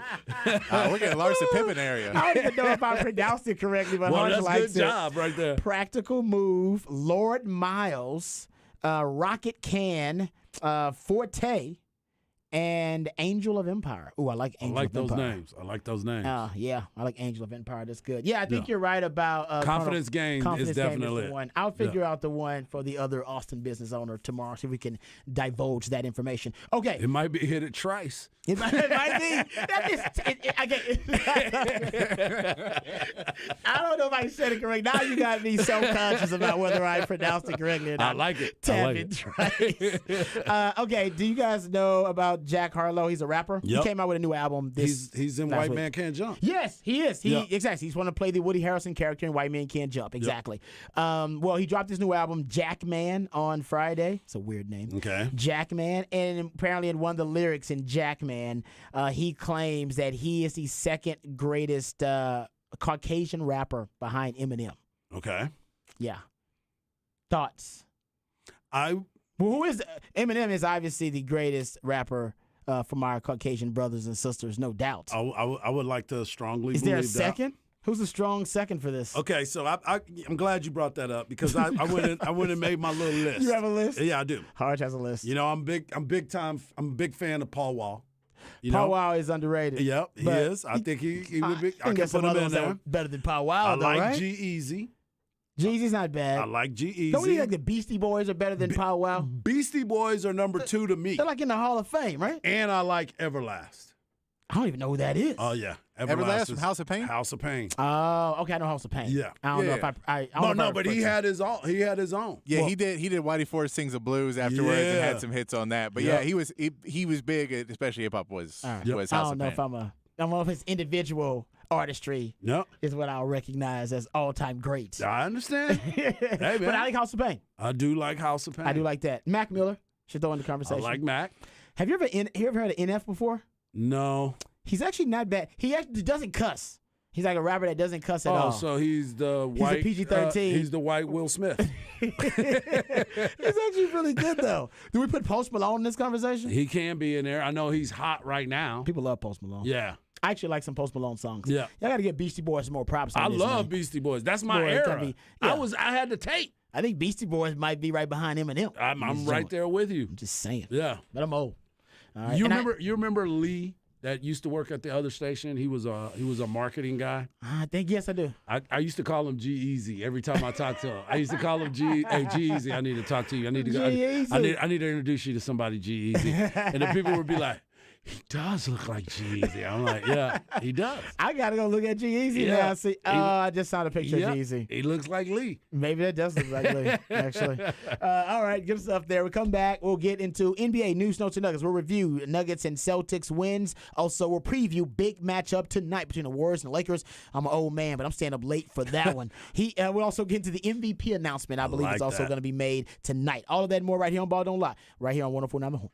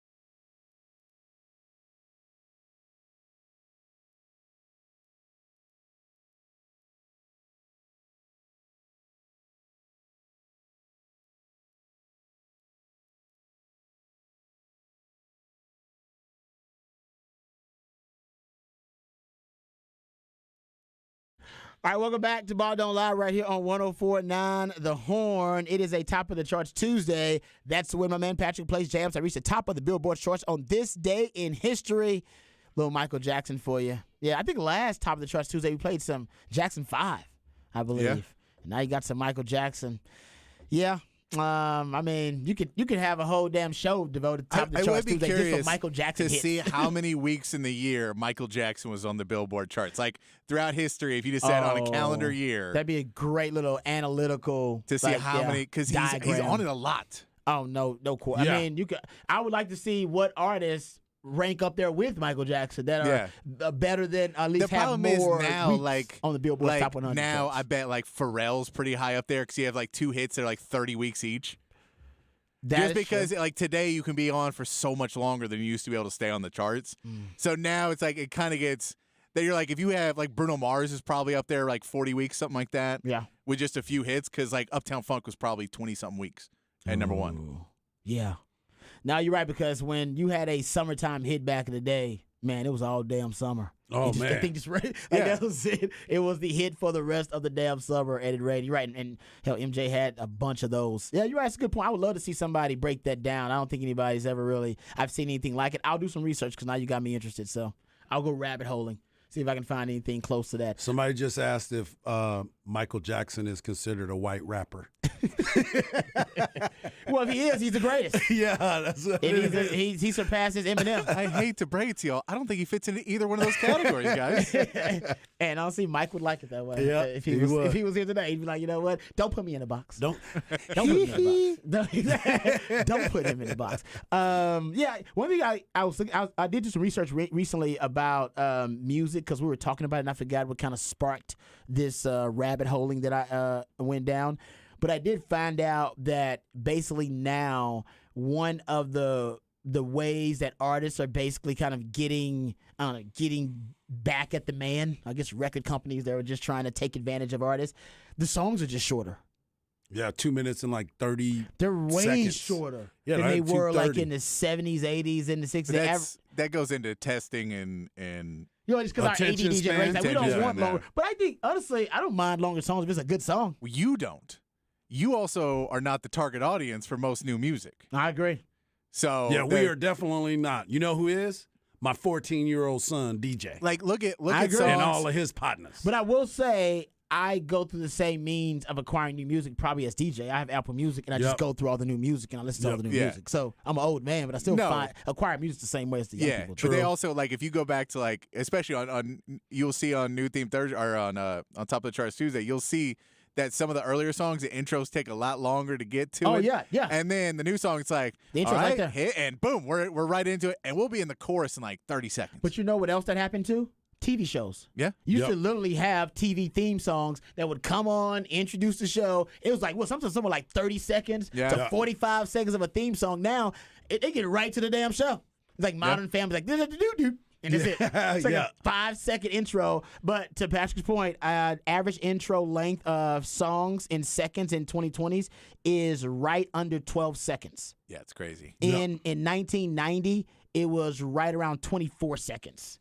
So it's basically been cut in half the Putting average DJs out of intro work. length to a song. Yeah. Yep. Putting And the DJs, DJs out of because work. hey man, someone who did pop radio DJ for a while, the intros would be like, and here's so we're gonna go. It's everything is just you're right in, right out. No, and it said average song length in the 90s, 2 minutes and 40 seconds, and now the average song length is right. It's a little over 180 minutes. Yeah, that's amazing. Oh, sorry, 240 seconds. Sorry, 240 seconds and 180 that's what I was seconds. saying. So it's 240 seconds. I apologize. I said 2 minutes, 40 seconds. It's 240 seconds used to be in 1990s, the average song length, and now it's just above 180 seconds. So it puts you right above 3 minutes. Yeah, that's what I was like. All the songs you start looking at, that's why you'll look at your playlist and it was like, man, hold on. I got 27 songs on here and they're all 3 minutes. All 3 minutes. Yeah. Yeah. You It's can't go like- back to the yeah. Temptations where they're Oh, like no. an 8-minute song. With an intro, with man. 4.5. Papa was a Rolling Stone is like a minute 40 intro. Yeah, easily. Before they even Before get they to even the say song, one it's word a is spoken. minute 40, and then it finishes with like another 3 minutes of just. But that was also like songs back in the 80s. They all had dance mixes, so they were all for clubs. so everything would have like 3 minutes at the end where you could just dance. Yep. Yeah, that's a good point. So You're like right. most Prince songs have like 2 or Yes. 3 minutes at the end of the song to be like, You're hey, making play this in the club. Club hits. Yeah. That's true too. Yeah, we don't. I mean, I'm sure they make club hits now, but it's different now. But, than it and then used to people be. in the club don't want to hear it now, so now a DJ's got to change it up every 2 minutes anyway because that's what people want to hear. Yep. It's TikTok, man. Gotta go. Gotta They go. use- they- yeah, you're right. People now. The have- remix good. That's what they're doing the They entire careers, yeah, I'm time. DJing. Yep. All right, enough of the old man radio there. All right, let's get to some NBA news, notes, and nuggets, gentlemen. Let's talk about. We'll briefly review the games from last night, but I want to preview this Warriors-Lakers matchup tonight Yeah. and give updates on the injuries because, man, there are injuries to be updated in that Heat-Knicks series, and a big one, huge one actually. Then we'll get into that too when we preview the matchups. But first, Nuggets and the 76ers get the win. I said Celtics win. That's because Yeah. in my head I'm thinking how the Celtics lose that game. That's exactly what you were thinking. It really was. I mean, even when Yeah. I texted it to you guys, I think I put Celtics win because I think I was thinking to myself, oh, Celtics won because I was looking at all of the stats. But no, Celtics found a way to lose that game. It was a Celtics collapse, but give James Harden a lot of credit.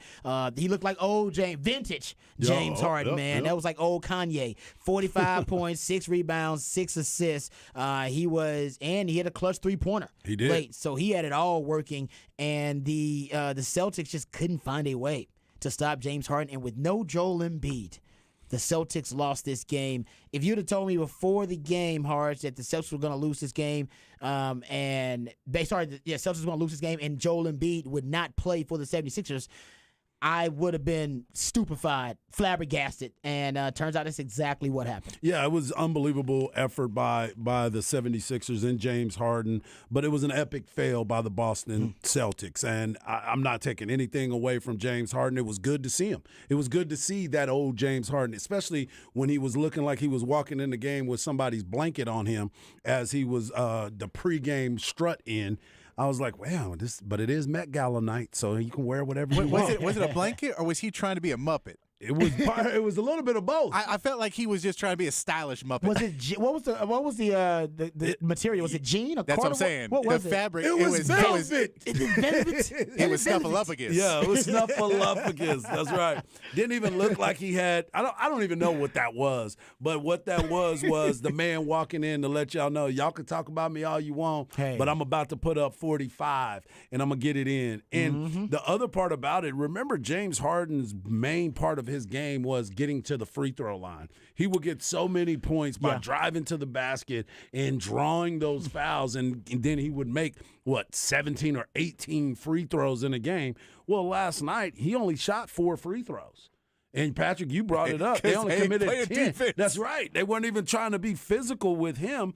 I thought it was something that you could look at, especially when you look at Boston getting into the paint. They scored 66 points in the paint. Boston.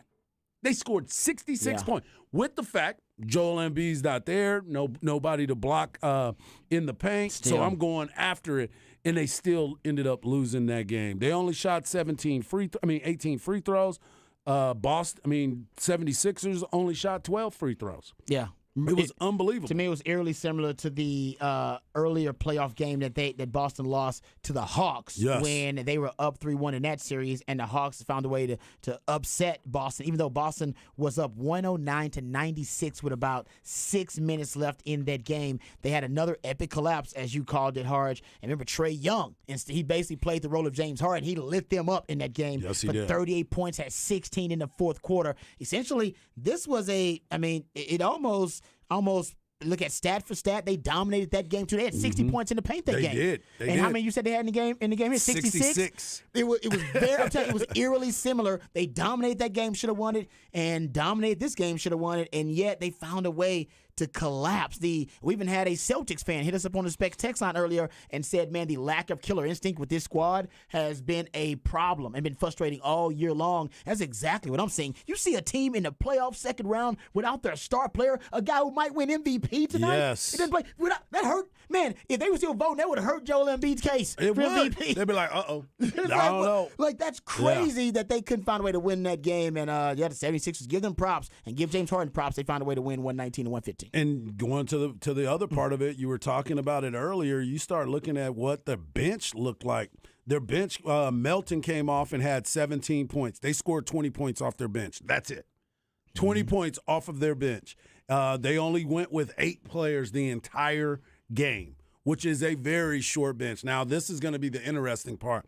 How are they going to use the bench next game? Yeah. Because when you got guys that are playing, Tobias Harris played 42 minutes, James Harden 39 minutes, Maxey with 36 minutes, and P.J. Tucker, who did not take a shot the entire game. Not a free throw, not a layup, not even that corner three-pointer that he always takes. Didn't do anything in this basketball game and had 4 fouls. By the way. That was the amazing part about it. You got nothing from him, but I will say his replacement, Joel Embiid's replacement, Reed, he was clutch, and he made 4 free throws for a guy that doesn't get to play as often. Yeah. For him to be clutch down the stretch of the game, and he hit those free throws, and I don't know if it was Miller that was doing the game. He said, that is hitting nothing but the bottom of the net. Dude wasn't even worried about it. No, but this is the problem, though, is the 76ers went small, and then the Celtics don't adjust. They just go, let's go small, too. We want to go small. Yep. You're like, man, go in there and beat him up. You got Robert Williams. Go use him. Go beat him up. Yep. Because they were playing, basically, P.J. Tucker at the 5. Yep, they were. And I know he was going to body up on you. You would foul him out of a game pretty quickly if he's playing at the 5. Yep. Because he's going to play physical. And Robert Williams can go in there and, you can have some A&M versus Texas fight down in the post. Yeah. Well, here you go. Look at it. Four fouls by Tucker, 5 fouls by Maxey, 4 by Reed, and 4 by James Harden. And you couldn't get any of those guys to foul out. Yeah. You stopped attacking them. Robert Williams takes 3 shots in this game. He hits all 3 of them. Yeah. Like, you have to be able to go to the guys when you have an advantage at one point. They go, Joel Embiid is out. I know we don't have a lot of bigs on this team. And Al Horford kind of matches up in that P.J. Tucker, Tobias Harris. So, we can't really use him in the post a ton because that equals out. We do have Robert Williams. They don't have anybody who's going to be able to stop him. They're going to have to foul him. We're going to have to play that game. Why do you not try to go to this at any point and you just keep playing a standard, hey, let's just kind of shoot the ball, throw it around a little bit more, and then we're not going to play defense? Because if you're throwing it to Robert Williams, you can leave him in the game more, and then you can have a rim protector to try and stop some of this free reign to the basket when Tatum or Brown or Smart even gets blown past. And these guys are getting blown past because they're not playing hard up on a guy and not bumping him. You at least have a rim protector in. Yeah. No, they did not make any adjustments. None. That really helped their squad. There was no schematic adjustment. Kind of goes back to the point Patrick made earlier about coaching for this Celtics team, and maybe that's something that has been exposed, or the lack thereof has been exposed in these playoffs. Real quick, before we get to this Warriors-Lakers matchup, gentlemen, Suns in trouble. A little bit of trouble here, falling behind 0-2, I should say, in this series to the Nuggets, 97-87. Nikola Jokic, 39 points. Guys, he had, you go look at it, he really would not be denied. He had 30 shots. He was 17 of 30. Yep. Those 30 field goal attempts, that's the most he's had all season. So he knew he came into this game much like Steph did. Remember Steph? Yep. Steph had his put him on my back. Yeah, when Steph scored 50, I believe he had his highest field goal attempts in his playoff career in that game. He understood, I got to put this team on my back. I must will my team to victory. Jokic did the same thing, and thank God he did, because Jamal Murray had 34 points in game 1 to help them win that game. But in this game, gentlemen, he only had 10 points. He finished with 10 points, but that was at one point he went into the fourth quarter with 4 points and was 1 of 10 entering the fourth quarter. He was a non-factor, but they didn't need him because Jokic was such a force. And that's why, to your point, he knew that he was off. Jokic said, just give me the ball. My guy's not shooting the ball well, going 0 of 9 from three-point land. Just let me get the ball and let me score against these fools because they can't stop me. Ayton, he's worried about scoring himself. He wasn't trying to play defense on him, and he couldn't stop Jokic. I mean, it was just the simple fact of how physical Jokic is and how he can maneuver around the basket. But let's look at what the Phoenix Suns are.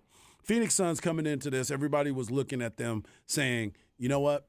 This is their year. This is going to be the year for Chris Paul. They got Kevin Durant. He's coming back. I think that's only the third game, I believe, that they've lost since Kevin Durant has been there. Sounds right. Yeah, I think that's you're right about that. But with KD going 2 of 12 from 3-point land, that's not him. And that they didn't have anybody else doing anything either. That's the other part about it. When you look at it, 2 of 12 and 4 of 8 between Booker. Those are the only 3-pointers that was made. No, and between KD and Devin Booker, they missed 32 shots. Yeah. And here's a stat that really sums up the entire series and why the Suns are down 0-2. 22 shots from 3. Missed 22 shots. 22 shots. Yeah. Okay. In this series, everyone not named Devin Booker and KD are shooting less than 33% from the field. That's and not good. Under 20% from 3-point range. So that's it in a nutshell. Yeah. I mean, that's your. And now you're gonna try to replace what Chris Paul brings to you, whether it's the calmness, maybe it's the leadership, but that's the other part of it. It's like, what are we doing now? What are you gonna do now if Chris Paul can't play? And it looks like he's not gonna be able to play the way he limped off in the second half. That's going to be the biggest challenge for them, is finding someone to play it. And I know you mentioned maybe Booker's going to probably run the 1. I don't like Booker running the 1 because he don't look to pass. He looks to shoot. Well, they need him to score. Yeah, and I mean, don't have and I any get reserves it, they can but score. he is also probably not going to turn the ball over at the rate that if you put it into Payne's hands. Yeah, that's true. So I get that it's not ideal, but you're at no ideal point right now. Now, you do have till Friday, so the hope would be that Chris Paul will come back and play on Friday. And I can tell you, Chris Paul is the type of guy who will be lying, doing everything in his power to be on that court on Friday, because he understands going down 3-0 in this series is not an option. Yeah. Mm-hmm. If you do that, it's not well, you know what, I'll come back in game 4 when we're down 3-0. Yeah, that's true. So he knows I need to, if I can get there on Friday, but you have today, Wednesday, Thursday. Yeah. To get, like that's a good amount of time in NBA world to if it's somewhere he can if it's just a mild sprain or something like that, he might be able to get back in and play on Friday. You better hope. You hope, because they just don't have any depth. They do not. And they were up 8 points when CP3 suffered that groin injury, and then they were outscored by 18 points after CP3 ended up leaving that game. And if you go look at it, Aaron Gordon did a great job defending Durant. Not a lot of players can brag about that. Durant was 1 of 9 from the field when the two matched up in the second half. But overall, Kevin Durant 3 of 13 in the time that Aaron Gordon was the main defender on him in game 2, and that was 55% of the time. And Caldwell Pope actually guarded Devin Booker pretty damn good and frustrated him. So you're talking about between those two guys, you got 59 points and 32 missed shots between those two players. That's way too inefficient between Devin Booker and KD. KD's got to put his cape on in the fourth quarter. If he don't, it's going to be the same result. They're going to end up having a sweep or a gentleman's sweep in this series. And Caldwell Pope went out and played good basketball, too. He was 4 of 4 from 3-point land, and he was 5 of 6 total with his shot, scoring 14 points. So that was big for them as well, because he gave them another boost, because they had a third scorer that was able to go out there and put some pressure on them. All right, let's talk about the Warriors and the Lakers real quick, guys. Then we'll get to Rod's Round of the Day coming up next segment. What's the biggest factor, in your guys' opinion, on who's going to win this series? What's the biggest factor on either side? The ancillary players. It's who's going to step up. You can't have Steph and LeBron going at each other the entire time, especially when you need a help guy. You look at what Klay Thompson, I talked about Jordan Poole. Is this going to be that kind of series where either of these guys going to show up and help Steph? Because Steph can't run around like that. I know he's in great shape. That was one game. He tried to put the team on his back. He knew I need to get to this next round, so I'm willing to do whatever I can to get my team there. But you're going up against LeBron James, and you have already had history against each other. And the fact, too, is AD going to be able to help LeBron. He's been playing really good basketball. AD has been a rim protector. He's been doing really good on the rebounding end of it. But where is the matchups? Like, who is going to guard who? That is going to be the biggest factor.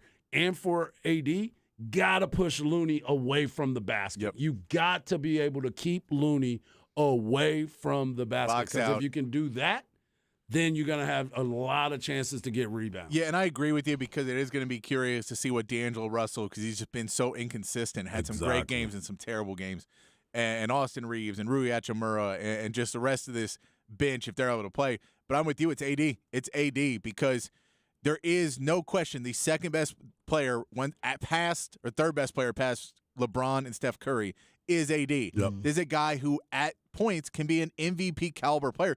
Earlier this season when LeBron was out and people were like, AD could win MVP. Exactly. We knew he wasn't going to keep it up, but we knew at that time You he mean was street playing. clothes? He's straight clothes Davis. We know, but he can play at that level. So if you say Klay Thompson's never been an MVP caliber player, Draymond Green's never been that, Wiggins has never been that, AD has been that. Yep. So if you get that AD out there, you are now putting 2 MVPs against 1, and then it goes down to matching everybody else up. If AD can play prime AD basketball after getting a rest, finishing business against Memphis in enough time to now play a tired Golden State team, that is going to be, for me, the biggest question, because if he plays great, then Lakers can walk away with this. Yeah, no, that's a good point about AD versus. You can look at the last time the Warriors faced AD. Of course, in the playoffs, he was with the New Orleans Pelicans at the time. The Golden State Warriors averaged just 103.3 points per 100 possessions when Davis was involved in a play. Obviously, I believe their regular offensive rating then was 112.8. Points per 100 possessions during their regular season. So he definitely affects, even back then. Obviously, he's a little bit older now. That was about 5 years ago. He can have a devastating effect on the opposing team's offense in the paint. You go look at effective field goal percentage versus Memphis with Davis on the floor. Memphis effective field goal percentage at the rim was around 41.1% with Davis. That's the closest defender. Yeah. Which means he is deterring all types of stuff at the rim.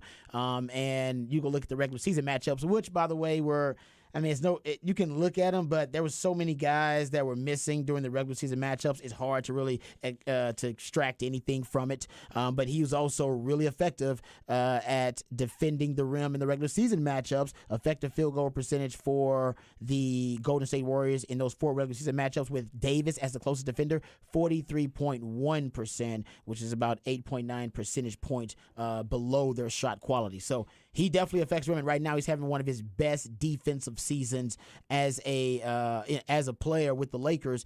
And the Lakers right now, since the post-trade deadline, I should say, they've been the 3rd best defense in the NBA. Yeah. 2nd best defense right now in the playoffs. So to me, the Warriors, one way to exploit this weakness, kind of stay away from AD's rim protection or his juggernaut defense at the rim, transition.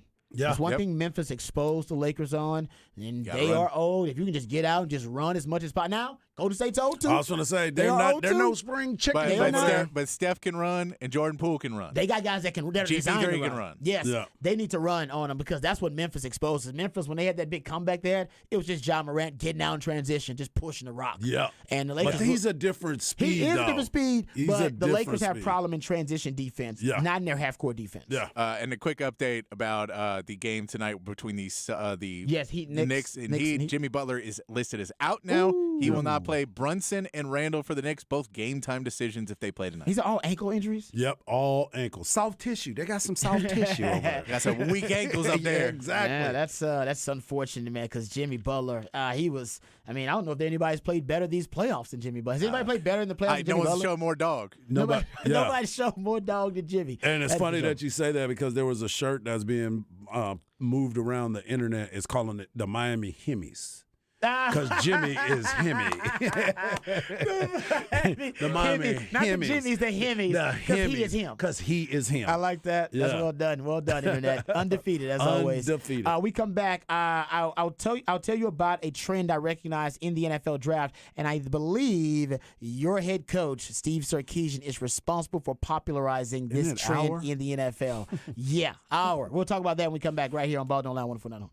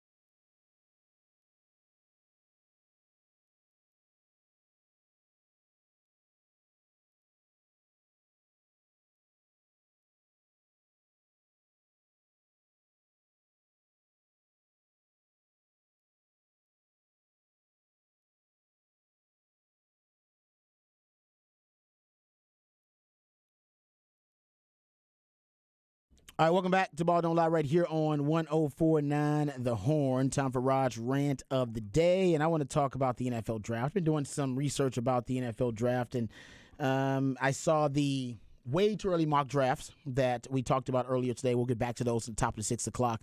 There was Pro Football Focus, Dane Brugler, Sharp Football had one, Touchdown Wire had one, had 4 of them, and 3 out of the 4 had Xavier Worthy.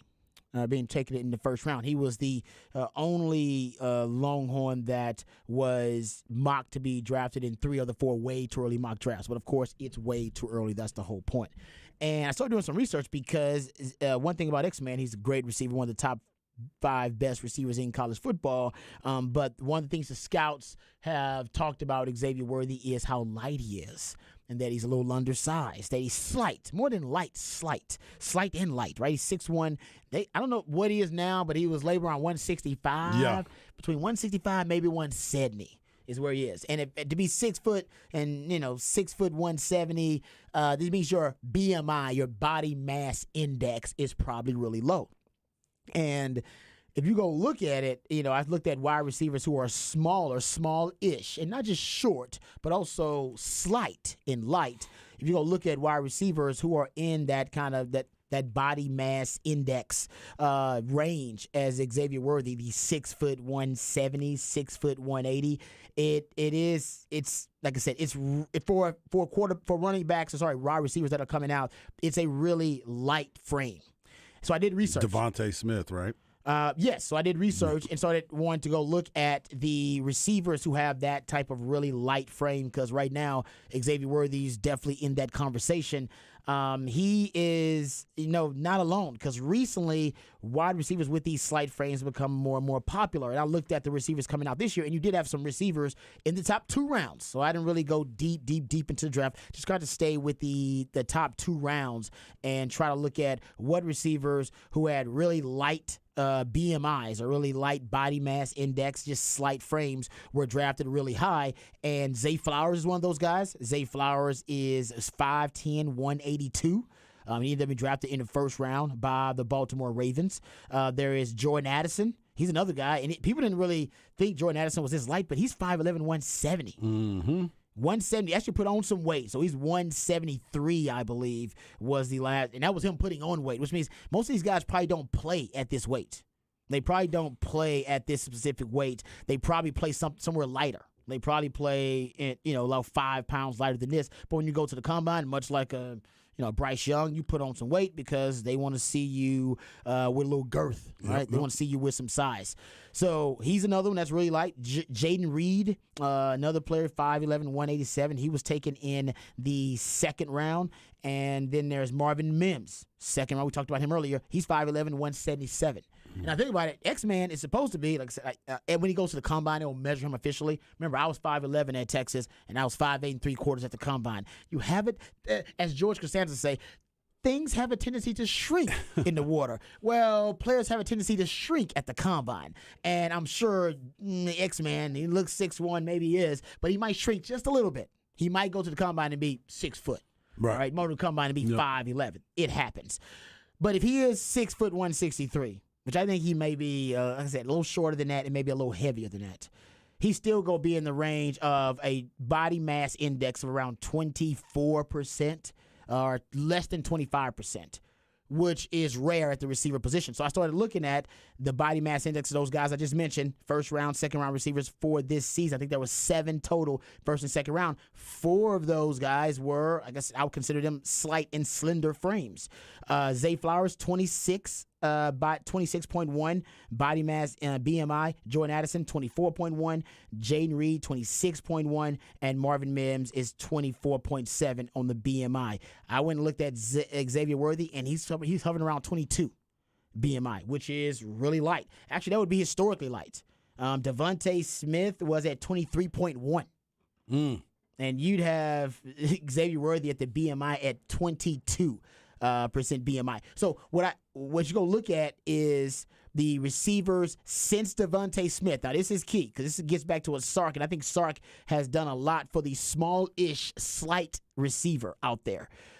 In 2021, when Devontae Smith was drafted number 10 overall, so you're talking about 3 drafts ago now, At that point, if you go look back all the way to 2000, there had been 21 receivers. Actually, they're back 22 receivers who were drafted with a 25 BMI or less since 2000. 11 of those, all right, 11 of those, including Devontae Smith, have been since 2021. And you basically say there have been 10 drafted since Devontae Smith went number 10 overall. There have been 10 receivers drafted with a BMI 25 or less since Devontae Smith was taken 10th overall in the NFL draft. And he's been pretty damn good for the Philadelphia Eagles. So 24 total receivers drafted with a BMI, body mass index, of 25 or less since 2000. 11 since 2021. Honestly, I'll give Sark a ton of credit for making the small-ish, slight receiver, for bringing them back in vogue. Because before Devontae Smith, people really knocked receivers who were that light. Right. And that small. As a matter of fact, it was something that was considered extremely damaging to your draft stock. But since Sark was able to weaponize Devontae Smith and really maximize him as one of those small receivers, it looks like other NFL teams are willing to look past the slight small frame of receiver if they have, elite high-level skills and tools in their toolbox, which, of course, Devontae Smith had. Yep. So you give Sark a lot of credit. Yeah. Now, how many of those guys actually end up becoming 1,000-yard receivers? If you go look at round 1 receivers, round 2 receivers with a BMI, all right, with a body mass index of 26 or less and a 1,000-yard receiving season, I only counted 5. All right, 5 receivers that have been drafted since 2000 who have a BMI of 26 or less that have also been able to accumulate 1,000 yards as a receiver. So it's not a lot of history of success with those small, slight receivers. But, like I said, they're becoming more and more popular in teams in a pass-happy league with a pace and space spread 'em league. They're figuring out how to use these types of players. Hell, the Texans just took one, Tank Dell. Yep. 5'8", 165, by BMI of 25. Jalen Hyatt's in that category. Jalen Hyatt, he's at 6', 189, so he's a little bit bigger. He's at a BMI of 25.6. But you're starting to see more and more of these. Now, these guys were taken in the 3rd round, but in the first 2 rounds, you're definitely starting to see more and more teams that roll the dice on these small receivers. There have been, like I said, 11 wide receivers with a 25 or less BMI drafted in the first 2 rounds in the last 2 years. Wow. There were 8 in the previous 16 years total. So it's definitely becoming a thing. And like I said, it started, or at least it became popularized again with Sark and Sark's love and his preference of small, fast, slight receivers. And I think X-Man is going to continue this trend. I think he's going to end up being drafted in the first 2 rounds based on those way too early mock drafts. They believe he's also going to get drafted in the first 2 rounds, and he will once again start to continue, I should say, this trend of these small receivers going really high in the draft. So that is something I'll give Sark a ton of credit for, just as a football theorist. He basically changed the way the NFL views the receiver position. Yeah. They basically viewed the slight frame as something that would be disadvantageous prior to Devontae Smith. Now teams are looking past that, and maybe it's a data point that is a negative data point and does knock the skill set, and is something that they deem as something they can't coach out of a player because it's his height. There's nothing you can do about that. But I do think now they are prioritizing other tools in the toolbox for receivers, other than just the size. I love it. That's all Sark, though, man. It's giving them an opportunity to stretch the field, too. Does Howie Roseman get a little bit of credit for taking Devontae Smith and everyone looking at him and going, well, if the best GM in the league is taking this guy and then using him and they're winning with him? That is true. No, that's a good point. I mean, they definitely knew how to use them. I think it helps when they brought in A.J. Brown to help, kind of offset some of the attention. But there's no doubt Howie Roseman is he's a progressive, forward-thinking GM. And he obviously, at the 10th pick overall, I got to go look and see how many of those picks were of those small-ish wide receivers, BMI of 25 or less, went higher than pick 10. Because to Patrick's point, I'm not sure many did. Now, he was a Heisman Trophy winning wide receiver, but still a very small one.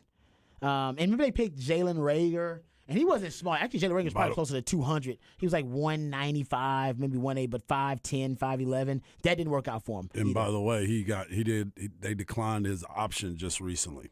Yeah. Yeah. Yeah. They drafted him high because they thought he was going to be, you know, what they now have found in Devontae Smith. They thought that would be Jalen Rager. Yep. And they gave up on it. But anyway, give Sark a lot of credit, man. He really did change the mold, if you will, or change the type of receiver that the NFL has begun to covet, because now they seem to want those small, speedy receivers that Sark really likes in his offenses. All right, we come back. We'll get into another off the record right here on Ball Don't Lie on 104 Now the Horn.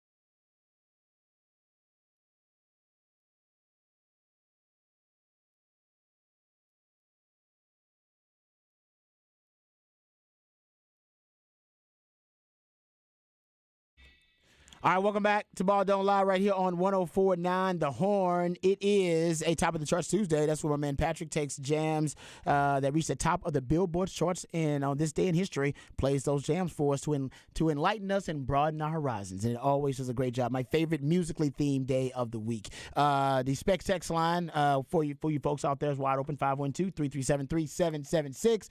About my rant about these small-ish, slight receivers that are starting to become more and more popular in the NFL, and a lot of that popularity is based on Sark's weaponization of one Devontae Smith. One texter says, "I call them wiry." That's true. That's what a scout would say. That's exactly it. He's wiry. I like that. Nate says, "Rod B, you could have been a receiver at that size." Oh wait, the hands. Yes, yes, hands like feet. Stone hands, we know that. Nobody caught the ball on my side of the field, not even me. Chen says NFL likes small, fast, and high-frequency stature. Oh, I like that. That's a nice way to put it. Okay, are you guys into have you guys gotten to the AI revolution yet? All these chat bots everywhere? No. You gotten into it yet, Patrick? I'm aware of what it is. You're aware, but you have not engaged yet? No. Okay. Well, recently, one of the godfathers of AI, one of the kind of original kind of creators of modern AI here in America, quit Google to warn of AI threats. Dr. Hinton deeply regrets helping advance AI to current levels, he says. He says, "I console myself with the normal excuse if I hadn't done it, somebody else would have." He is not the only one to be freaked out about the latest developments in AI. Remember, 1 month ago, Elon Musk himself, fellow Central Texan, shout out, Steve Wozniak, among other CEOs and tech leaders, signed a petition to pause all major AI developments because they believe that the creation, the technology right now, it may surpass any of their previous expectations, and it's basically moving. It's becoming self-aware, not totally self-aware. Like, I'm not talking about Terminator 2 stuff here, people, but they call it hallucinating, and hallucinating is basically when these chatbots lie to you. They just lie, make up stuff. They just they start acting like us. We lie, they lie. But see, that's the They problem, lie too. man. And also they have what they call emergent properties. This is a fancy way of these tech companies saying the AI is learning things that we did not teach it.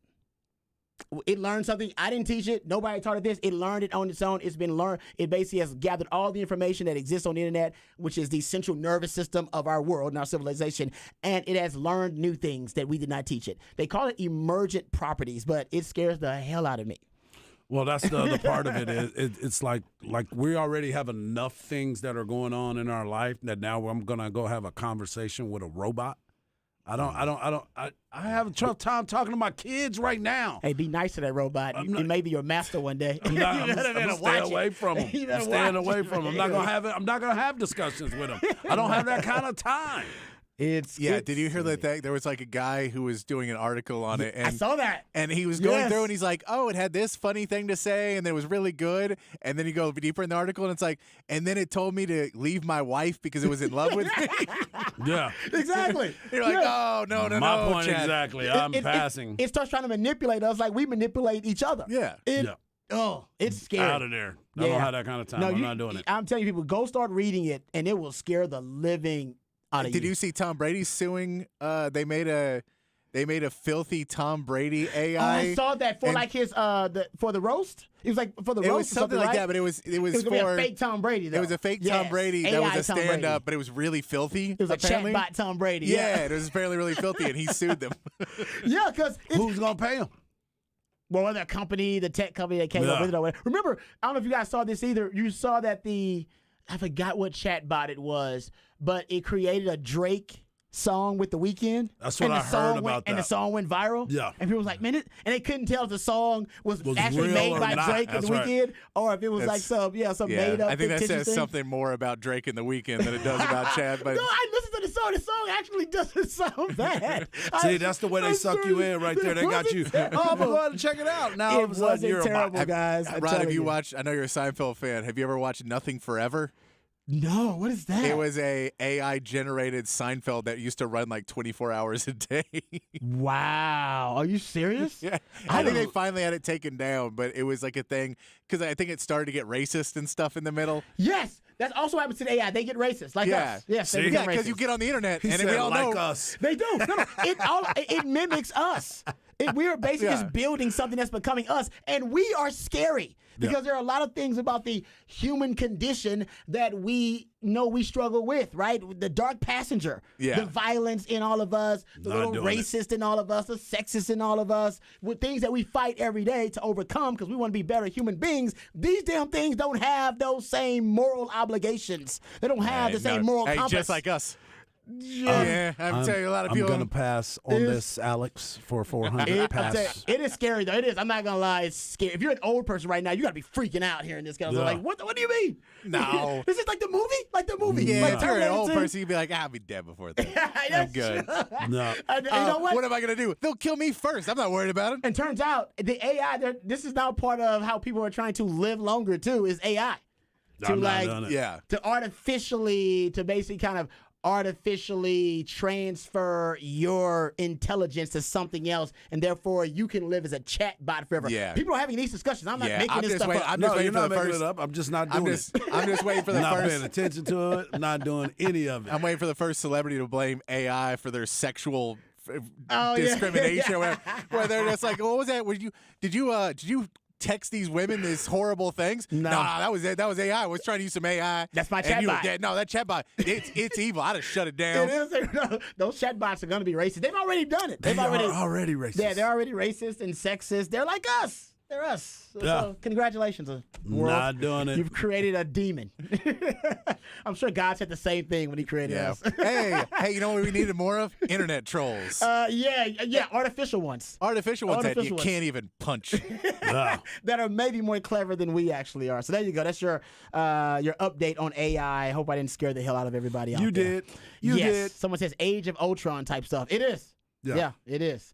All right, we'll come back. We'll come right back. We'll get into some other topics of the day. We'll get into the way too early 2024 mock draft, Big 12 odds, David Pollard, Big 12 pick, which has upset the Longhorn Nation, and Poona Ford signing with the Bills. All that and more right here on Ball Don't Lie 104.9.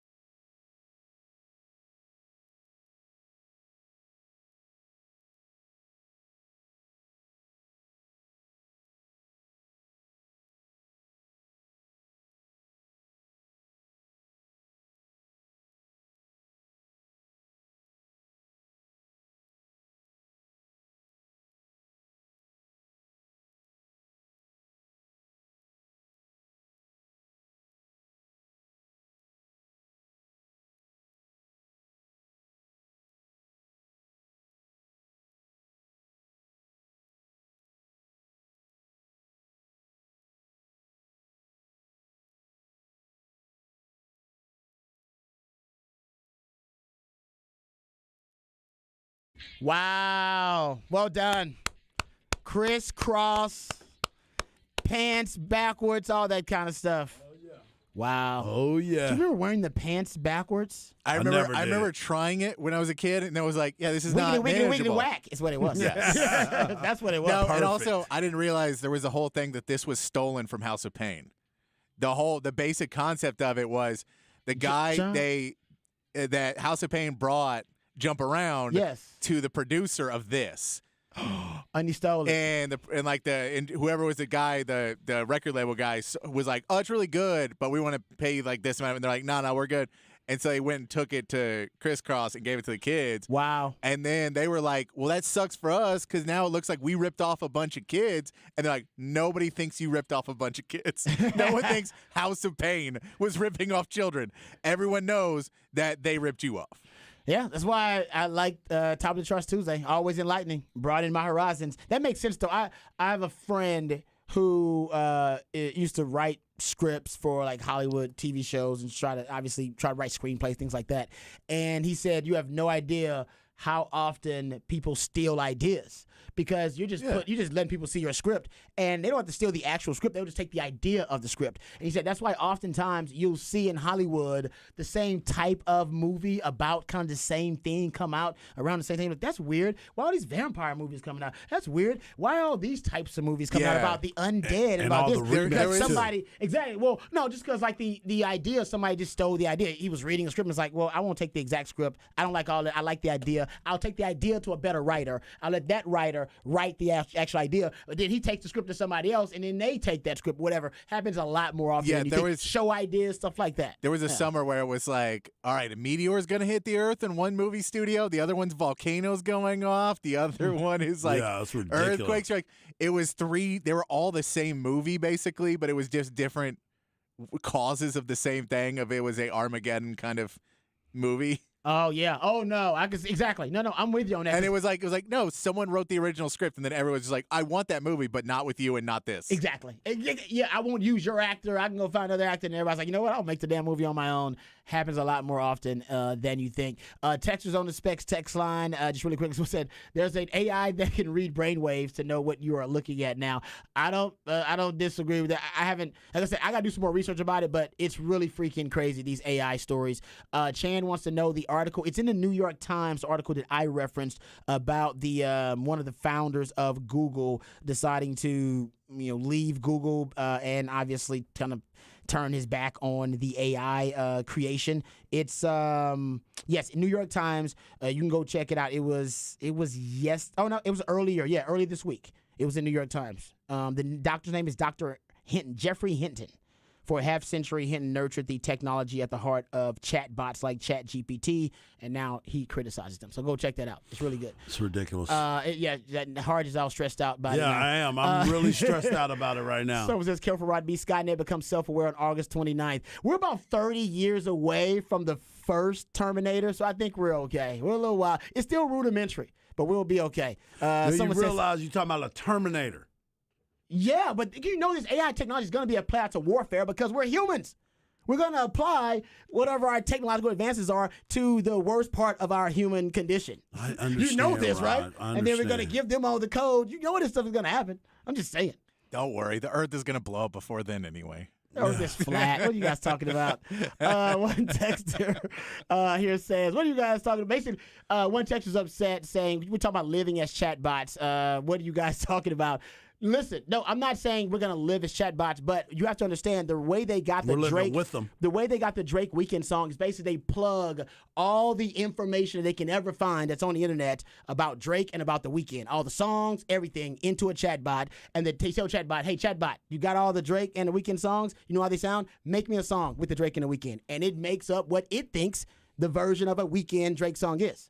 And that song goes viral because everybody thinks it's the Weekend Drake and song. You can do the same thing for just a personality. You can put all the input and data points about a personality, all the articles written about Elon Musk, everything about Elon Musk into a computer and say, all right, now act as Elon Musk. Be Elon Musk, the virtual version of it. And it will try its best to replicate all the decisions, all the voice, the mannerisms, if you will, whatever it is. It'll try its best to be that person. Now, I'm not saying it's going to be that, but some people are suggesting that really technologically advanced folks will try to input themselves into a chatbot, not physically do it, but all the information they possibly can, and that way they will live with immortality in a sense, virtually, if you will. Yeah, and That's there was people that they're putting stuff together now since all the Holocaust survivors are dying off now because of old age, that they've actually put stuff together where they've had them answer hundreds upon hundreds of questions, filmed it with holographic cameras, and now they have holograms that they can put into museums where kids and other people can ask them questions, and they have all these answers, and then kind of fill in the gaps and how you ask it, lets it respond to you naturally. Yes. And so all of those things are kind of put together, and if you put them all into one thing, then you have a hologram that can sit in a room on a giant throne as Emperor of New America and run everything. Yeah, that's what. So I didn't mean like downloading your brain virtually into something. I'm sure one day you can do that. Hell, Elon Musk is trying to put computer chips in people's brains. He literally has a company that does it. Like, he has a company that wants to put a computer chip in your brain so you don't need your phone anymore. You can just access all your apps. I need my phone. And online. I need my phone. I don't need none of this stuff. I need my phone. On your computer chip in your brain. So I know people are like, oh, put on your tinfoil hat. Guys, this stuff is happening. God, you need can to you go imagine? read an article and educate yourself. It's happening right now. Ain't no need for a tinfoil hat. Can you imagine when you come home late and your girl's like, I need to see that chip in your head. You're like, what? You're like, no. I know you've been thinking about that other girl in your head. You've been texting her in your brain, haven't you? Exactly. I gotta take your chip out. No, Steve Jobs got a lot of men caught up because the technology gets you caught.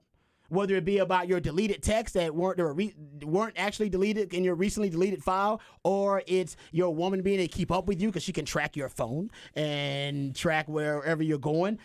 Steve Jobs got a lot of guys caught up, man. He gets a lot of dudes caught up. Trust me. Sound like Zay over here. Yeah, Trying to get people caught up. If you live in an Apple household, all your Apple products sync automatically, and you really can't stop it. So my woman can kind of see through the cloud. Yeah. Kind of see every damn thing I'm doing. I don't mind because I ain't doing nothing. Right. But if I was, I'd have to make the necessary arrangements. You be getting an Android? I gotta right. I gotta go flip phone then. If I'm gonna do that, be that kind of shady dude. Anyway, let's get to the way too early 2024 mock draft. We talk too much about AI and chatbots. And It's got me nervous. Even the chatbots agree that Texas will have some first round prospects in the 2024 NFL draft. How about that segue, gentlemen? There it is. That's a great one. Pro Football Focus mock draft had 3 Longhorns being selected in their 2024 mock draft. Now, these are way too early mock drafts, so please, like our conversation about AI, let's not take it too seriously. JT Sanders, they have going to the Chargers, 18th overall. Quinn Ewers, they have going to Minnesota, 21st overall. Xavier Worthy, they have going to Philadelphia, 31st overall. That's Pro Football Focus mock draft. In the Dane Brugler way too early mock draft, he's got Quinn Ewers going 10th overall, top 10, baby, to the Washington Commanders. JT Sanders going to the Chargers again with the 24th pick. TD Wire, Touchdown Wire, also has a way too early mock draft. They have 1 Longhorn being selected. That is X-Man Xavier Worthy to the Saints, the 20th overall pick. And Sharp Football has a way too early mock draft and just 1 Longhorn being selected in their mock draft, and that was X-Man to the Kansas City Chiefs with the 32nd pick. So out of the 4 mock drafts, way too early mock drafts that I identified, Xavier Worthy was selected in 3 of the 4, JT Sanders and Quinn Ewers in 2 of the 4. I like them. I like it. That's a good feed for the Texas Longhorns, for what Coach Sark is trying to develop, and it also brings more people out. Because here's the deal. We all know that these guys are talented guys, and in this day and age of football, you start looking at projectables, right? What can you do on the next level? I'm looking at Jatavian Sanders, who's been underutilized. I mean, let's be honest with it. There were times where we weren't even trying to get him the ball when I think he was probably one of the better players on the squad, and we stopped getting it, just like we did with Roschon. Now you've got guys that are going to the league. You got 5 guys that were drafted. I believe you have 7 or 8 guys that have been signed to contracts to where they've got an opportunity to go there. So that's a good feeder system. And we've all talked about how the team looks different. Size-wise, their bodies look wholly different.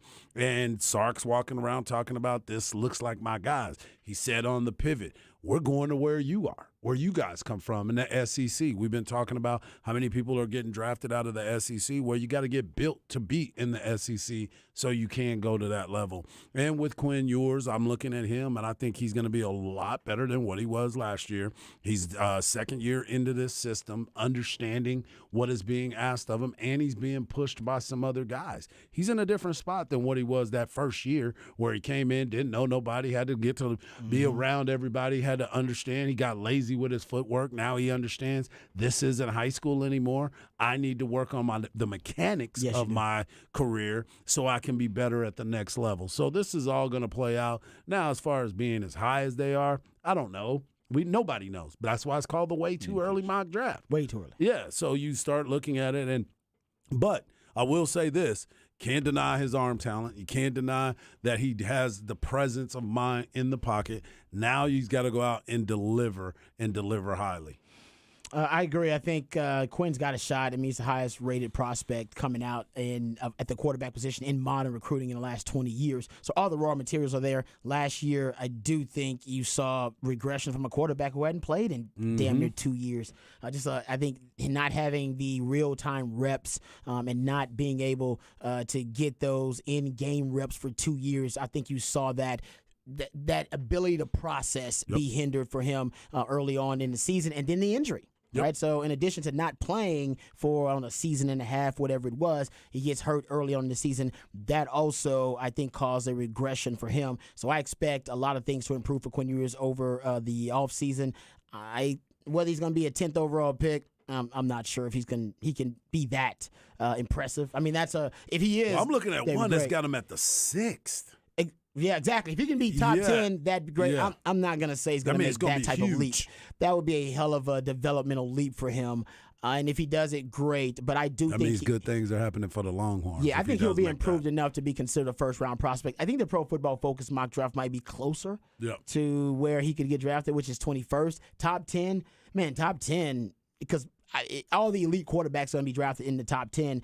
Caleb Williams going to be drafted in the top 10. Drake May, if he continues on this path, going to be a top 10 quarterback. And, hell, there's even the quarterback from Washington, Michael Penix, that people really, really like him as well. We got a chance to see him. I don't know if he's a top 10 pick, but he's going to be one of the top prospects coming out.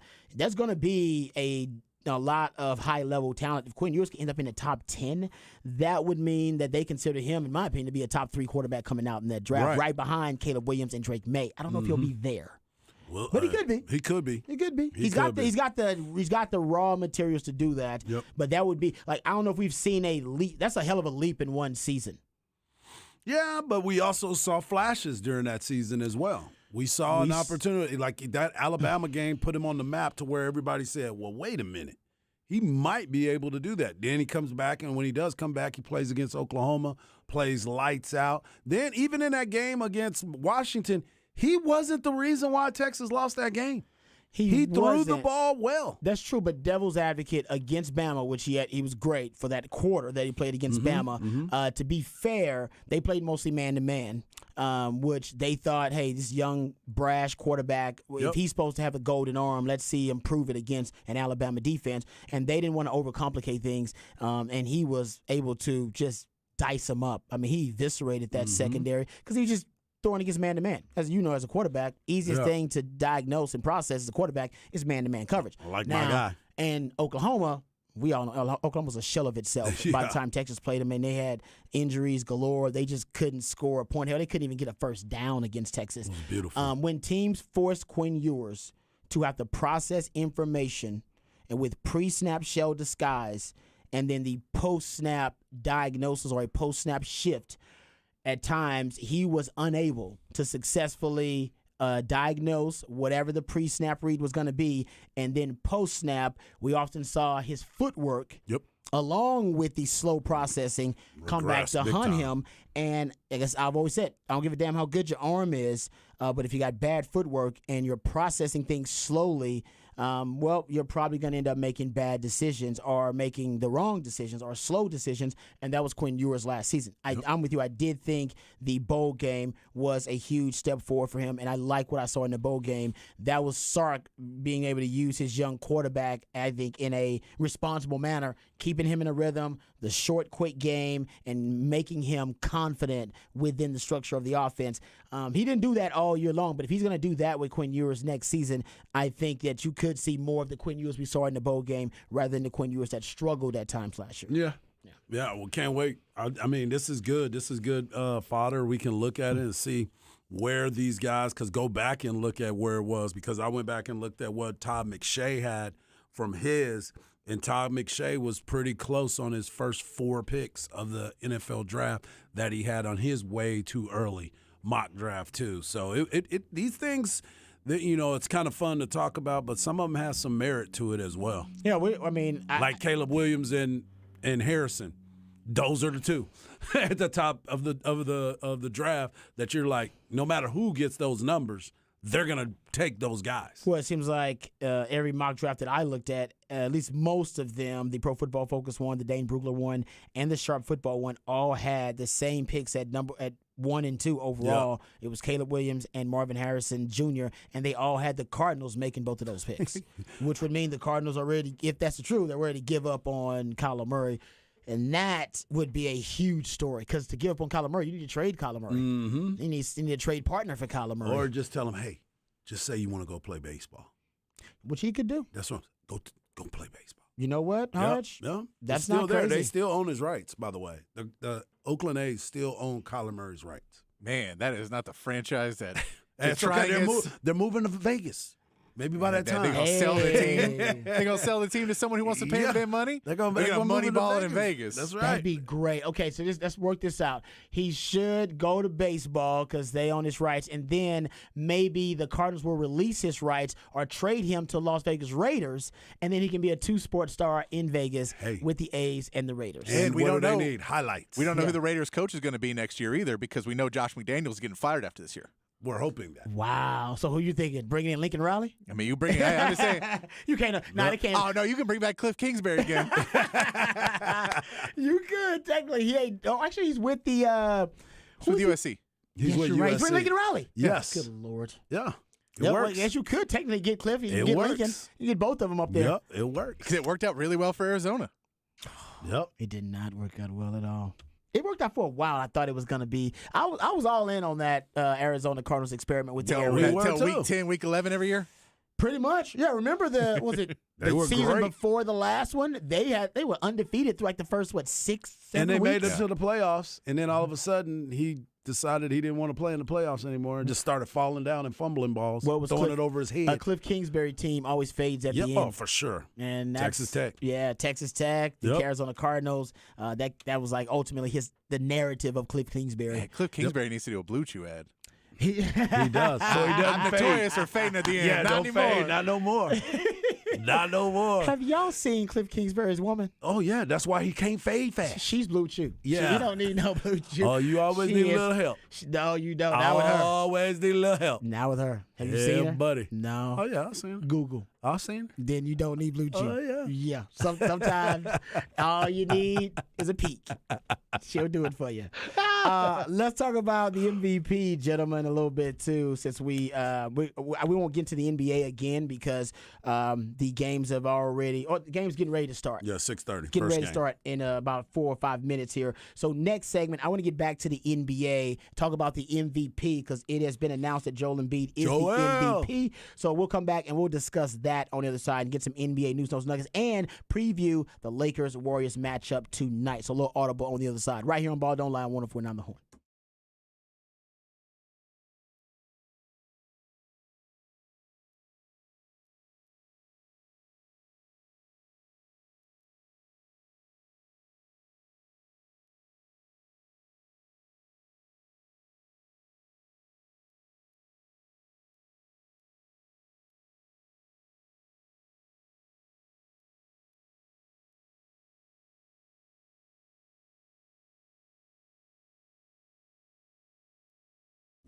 Hey, what's up, folks? Lifetime Longhorn Rod Babers here. Let me tell you about this beautiful city that we all call home, Austin, Texas. We all know that it's one of the best cities in the country, has the aesthetic appeal, it's picturesque, and a lot of the reasons that it's such a great city is because of our good friends over at Ironworkers Local 482. They've been helping shape this great city since 1935, and as the city continues to grow and thrive, so does Ironworkers Local Union 482. They don't go to the office, they build it. So if you're looking for an exciting new career, you can become a member of Ironworkers Local 482 and accept the challenge of becoming the best version of yourself while helping shape Austin's economic development. Ironworkers Local Union 482 are hiring 3,000 people. That's right, 3,000 people right now for a huge project. So you can become a member of Ironworkers Local 482 and take pride in the type of teamwork and craftsmanship that helps shape the future of this great city. So maximize your potential and be your best self today by applying at ironworkers482.org. That's ironworkers482.org.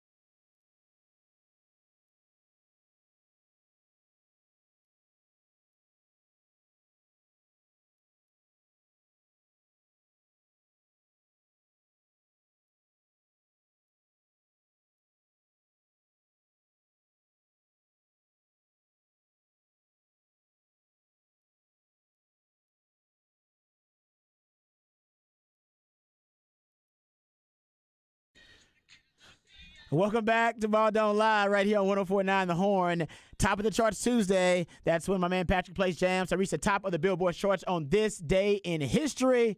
This was the jam. This is one of those jams that stayed at the top of the charts for a while. It like took over the club scene for how long, Harge? Oh, my Probably gosh. about 2-3 months. I mean, I'm still Longer rocking than it at that. the house. Oh, no, it was a banger now. Oh, Lil it's still- Jon, Lil Usher. Okay. Yeah, man. Yeah. What? What? What? Yeah. Yeah, this jam right here. Yeah, this is jam. it right Okay, here. let me guess what year what year? Because I was still clubbing when this was out. Oh, I was still in the club, hitting on women, so I was single at was you that doing the soul time. clap too, like that? Yeah. I don't know what. Yeah. I know I wasn't the old man in the club just No, yet. I was. I was standing in the You the corner old man looking in the at you, club waving yet? at Okay, you. you know I what? see you, Rod B. Now I'm the I old see man. it. So I'm gonna go. Ooh man, what are we thinking about here? This right here I'm was thinking- probably 2008. I'm going 04. I'm Oh, going. okay. I'm going 08. 04. That's why I Yeah. said 04. Boom. Yeah. Robbie hit on the money. Oh yeah, That's why I 'cause said you, Robbie you was just that's why I said you was in the league. I was clubbing hard still. Yeah. Like I'd walk in the club with this on sometimes and feel like I was in the video. Like I had like women behind Yeah. me, had an entourage, and I was just walking in there, had a piece of chain hanging, all that kind of stuff. So I knew it was in my Ooh, the boy was in on the piece of it chain. was my prime. Like I thought I was prime time then, man. That's my Sex Oh, Panther days. I was yeah. prime time back then. Sex Panther. Oh yeah. Oh yes. Six. Yeah. No, that's a good jam there, man. I remember that one. All right, there you go. Even Harge was hyped for that one. Oh, my Good job goodness, there, yes. Patrick. DJing a top of the charts Tuesday. All right, gentlemen. Let's get to the Michael Jordan Trophy. There it is. That's right. Say it right. Why don't we refer to it as the Michael Jordan Trophy? It They was renamed Because they all renamed the it. trophies this year. I know, Yeah. but I'm saying, why don't we refer to it as? Because I heard Because you talking about the MVP. They because don't it call it the sounds Michael. silly.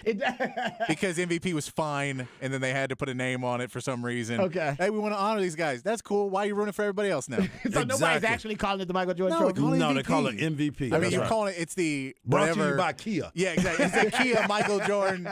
Yeah, Kia wants you to call it the Michael Yeah, Jordan. They're no. like, our brand, we can't afford Michael Jordan, so that's the only way we can associate with Jordan is for us to buy it through Yeah, the NBA. Michael Jordan ain't seen it. Michael Jordan, if you pulled up to his house in a Kia, you'd have to park down the street. No, Michael Jordan might escort you off the premises if you roll up to Oh, his house for with a Kia. He's sure. like, nah, man, no Kias in my driveway, bro. Yeah, no, keep no it Kias. moving. Keep no it Kias moving. in my driveway. Shout out to Kias out there. Hey, I Yeah, love yeah. Kias. I'm a Yeah. middle class man, so I love Hey, Kias. well, all of us are Yeah, fucking we middle class in this show. We love Kia. Hey, we love Kia. That's right. Matter okay, of fact, so- go to Appalachia and they can get you a Kia right away. Well done. Well done, Hart. Appalachia.com if you need it. Damn right there. That's why Hart is the money man around here. That's mind on his money, his money on his mind. For shizzle. All right, gentlemen. Joel Embiid is the newest winner of the MVP. Jokic had planned on having his third consecutive MVP award. That is scored by Joel Embiid, who was in this conversation, to be fair, last year with Jokic. This year is between Jokic and Embiid. Embiid ends up winning the award. What are your thoughts, gentlemen? You thought that maybe Jokic was more deserving, or No. is this Embiid's award? I was all in on Embiid from the very I believe beginning. you were. I thought that this was more deserving for him this year. You said it perfectly though. Kind of sucked that his team won last night without him. Without without him. Yeah. And then the Joker goes out and does what he does to put his team on 39, there. So it just flipped the 26 in the script. second half? Yeah, so Yeah. it just kind of flipped the script. But I was big on Embiid all year. I thought what he did for his team, even when those moments, you could see that James Harden was looking at him as the leader of the team. He kept trying to get him the ball during those times. You look at Tobias Harris, and even if you go and look at the video of him being named it, all those guys were so happy for him and really went over there and showed him the love because they know even last year there was the possibility of him getting it, and he didn't get it, and he was very upset about that. But, this year he finally got it, and now I think it's been well-deserved for him to get that award. Yeah, I mean, I think a lot of it is.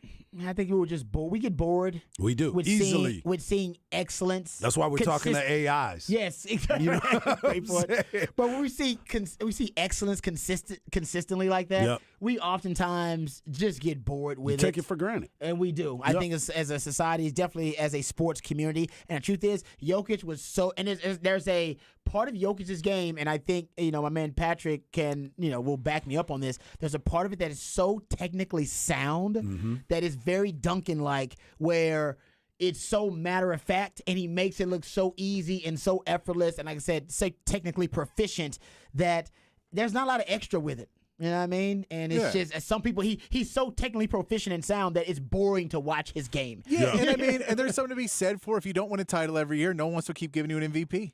Also, It's just a fact of the matter, and I get Embiid hasn't won the title either, but you can sit there and say, hey, Embiid, we're saying you're the most valuable player on the team. You ain't winning titles, so we don't want to give you 5 MVP awards and you never get a ring. Go get a ring, and then you can win an MVP.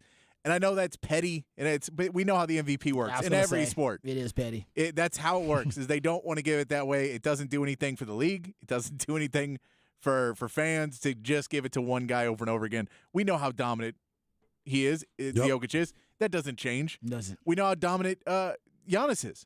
The fact that Giannis gets hurt and that's against the Heat and they lose that series. Yep. Like, we know that these guys are insanely dominant. I think Embiid, when you can say he was last 2 seasons, he's up for the MVP award, and then he was better this season. Yeah. Giannis and Jokic are having the same season they've had the last 2 years. Embiid had a better season this year than when he was up for MVP the last 2. That's why I say now is the time to give it to him, because you go, man, you escalated a game that we already thought was at its peak. Yeah. I'll give you the trophy for that one. Yep. I agree with that. The same thing happened to, I remember when Russell Westbrook won the MVP, basically averaging a triple-double for the first time in, 50 years, whatever it was, or something like that. And basically the next year, if I'm not mistaken, he averaged a triple-double again, and nobody really cared. Yeah. We were bored with it as a society, as a sports community, I should say. And I think that's happened a little bit to Jokic, too. But, yeah, it takes nothing away from how dominant those guys are. My favorite stat about Nikola Jokic, maybe it's a nugget or a factoid more so than a stat. Nugget, I got that. I did not punny. I like that.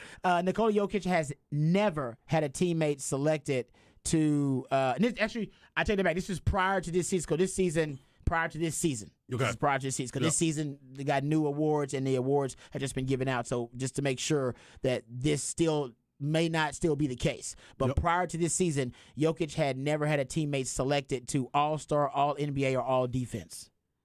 Wow, that's interesting. Isn't that crazy? That is a very He was interesting. the only MVP. He was the only MVP because actually I'm pretty sure Joel Embiid has played with one of these caliber players because James Harden is that. Yep. He's the only MVP to have had that distinction at this point in his career.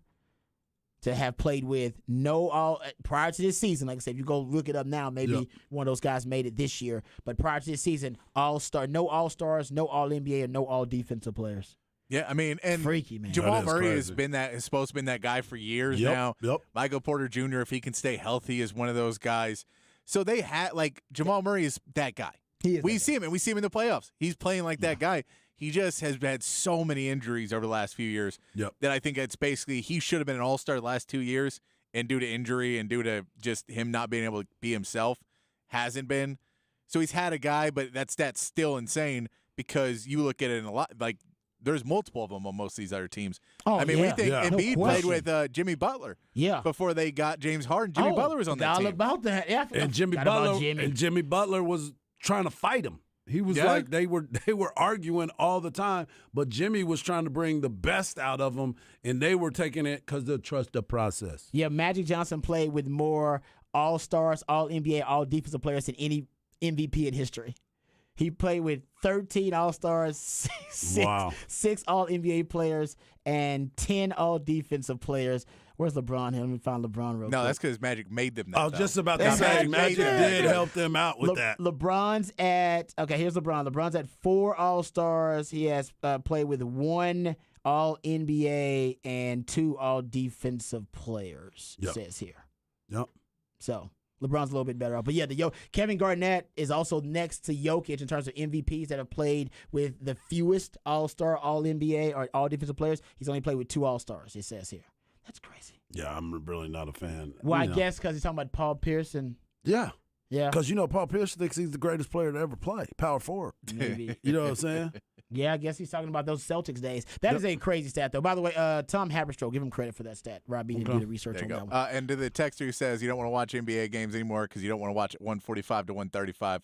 Watch that Nuggets Phoenix series. It was 97 to 87. That Just was, saying. yeah. It is rare to get Just teams, saying. neither one of them scoring triple digits. No question about that. And think about this: when Embiid becoming the award winner, Dr. J, Allen Iverson, Moses Malone, Wilt Chamberlain, and now Joel Embiid, all MVPs for Philadelphia. You know whose name was not on there? Charles Barkley. He won it in Phoenix. Yeah, I know, but I'm saying he wasn't in Philly. But that was Philly was where he because he cut his teeth. Are you not? Philly was where I'm they a took huge- him. I'm a huge- They had a pick early in the round at the end of those guys' careers.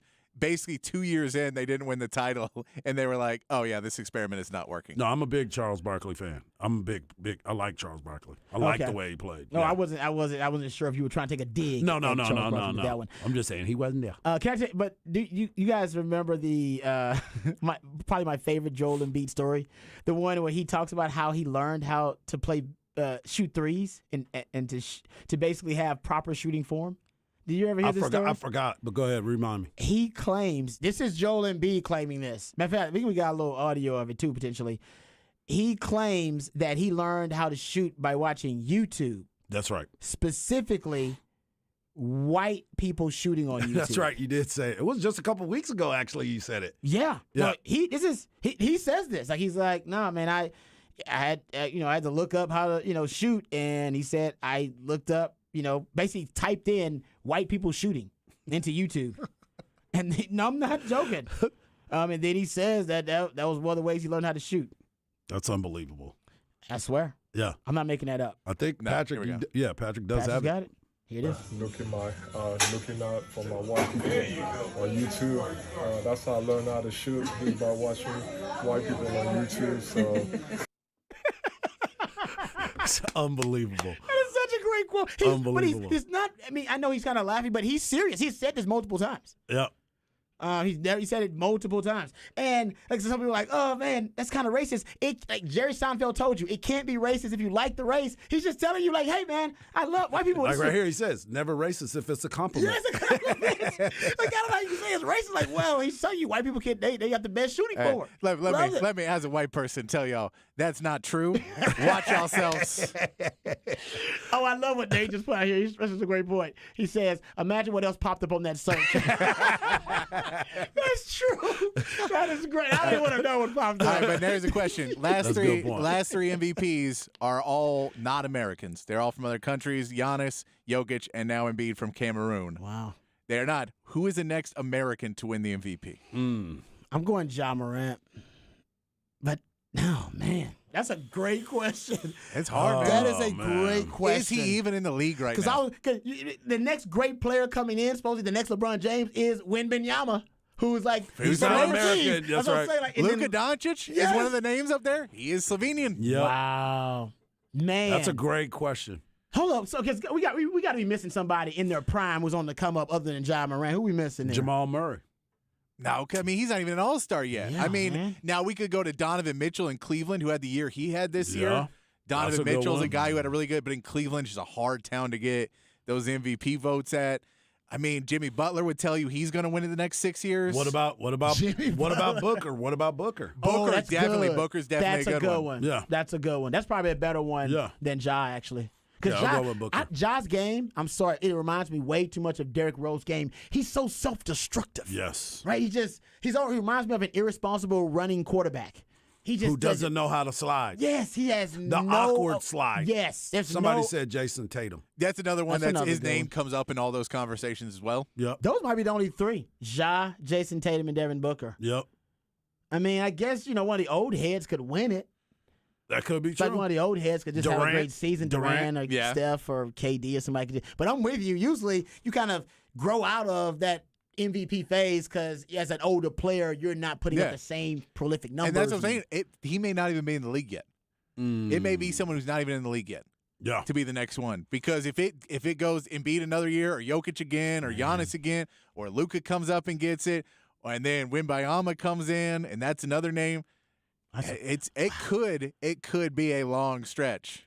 I didn't think about it, but you're right. That's a really good question, Patrick. And I don't have a lot of great answers for you. Right? Yeah, text line's going heavy on Jason Tatum. Yeah, we get a And lot He's of out names. there. Tatum is one problem is he plays zero defense a lot of times, and when you're going up against centers who can rebound and play defense, and Embiid can play defense, and Giannis plays defense, and Jokic plays defense. That's a great point. Jamal Murray is Canadian. That is true. That's a very great. Oh yeah, De'Aaron Fox. De'Aaron Fox, I De'Aaron think Fox. he's a little bit away from Okay, it that's a too. good one. Yeah. But De'Aaron Fox at least will play defense. Tatum's big thing is, man, you have to be prolific scoring the ball and passing the ball. You're like Steph if you're not going to play no defense. If you're Yeah. not going to play any defense on the other side, you better be putting up 40 a game, and that's going to be hard to do if you're playing with Jaylen Brown. Yeah. And I mean, you may not have the coach to do it anymore either. Yeah, that's a good point. Good conversation there. All right, we'll come back. We'll wrap it up. Put it in the oven right here on Ball Don't Lie, 104.9 Horn.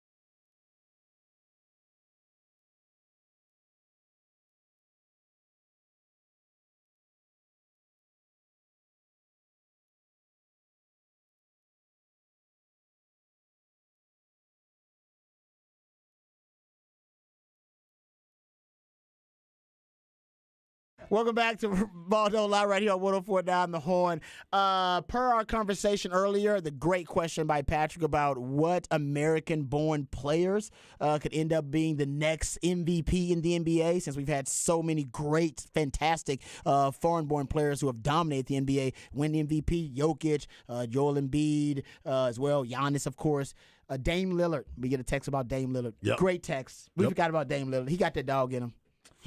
Especially if he changes teams, if he ever goes For to sure. another team. For sure. If he gets to another team where he has some help, where he doesn't have to do so much, that will be huge. Because that dude's a human highlight, man. Yes, no he was. question. All right, what's on tap for you tonight, brother? I'm going to watch the basketball game. That's I'm right. going to go home and take a quick nap so I can stay up and watch the game because I man. really am intrigued by this basketball game. I think the storylines and the history that can be made from both of it, this is almost like kind of legacy stuff. It is. When you look at these two because they both carry their team. Obviously, LeBron's walking around like he's the king. I guess you can consider Steph the prince right now, and he's trying to take the crown. Yes. Patrick, what you got on tap? I mean, clearly we're watching these games, right? watching these games, man. I mean, it's just going to be big to see who shows up in this series. Yes. If we get to see Draymond trying to be Draymond. I mean, there's 50-50 chance he gets ejected tonight. I'm yeah. all in. I was looking online, and I'm going to look before the game. What is the chances of him getting a technical? And I'm putting money on the technical. Guys, if we're hype, imagine how hype Draymond Green is right now. He's like, He's ready. He's probably talking about it on his podcast right now. Seriously. Yeah, I can't wait. Watching that game tonight. We'll have plenty of discussion about it coming up tomorrow. Remember, the revolution will not be televised. We'll be talking about it right here on Ball Don't Lie. We love you guys. We mean that. Take care of yourselves, but more importantly, take care of each other. Great show today from everybody, including you guys on the Specs text line. We love your participation. Yep. It makes or breaks this thing for us. We'll talk to you guys tomorrow. Same time, same channel. Peace.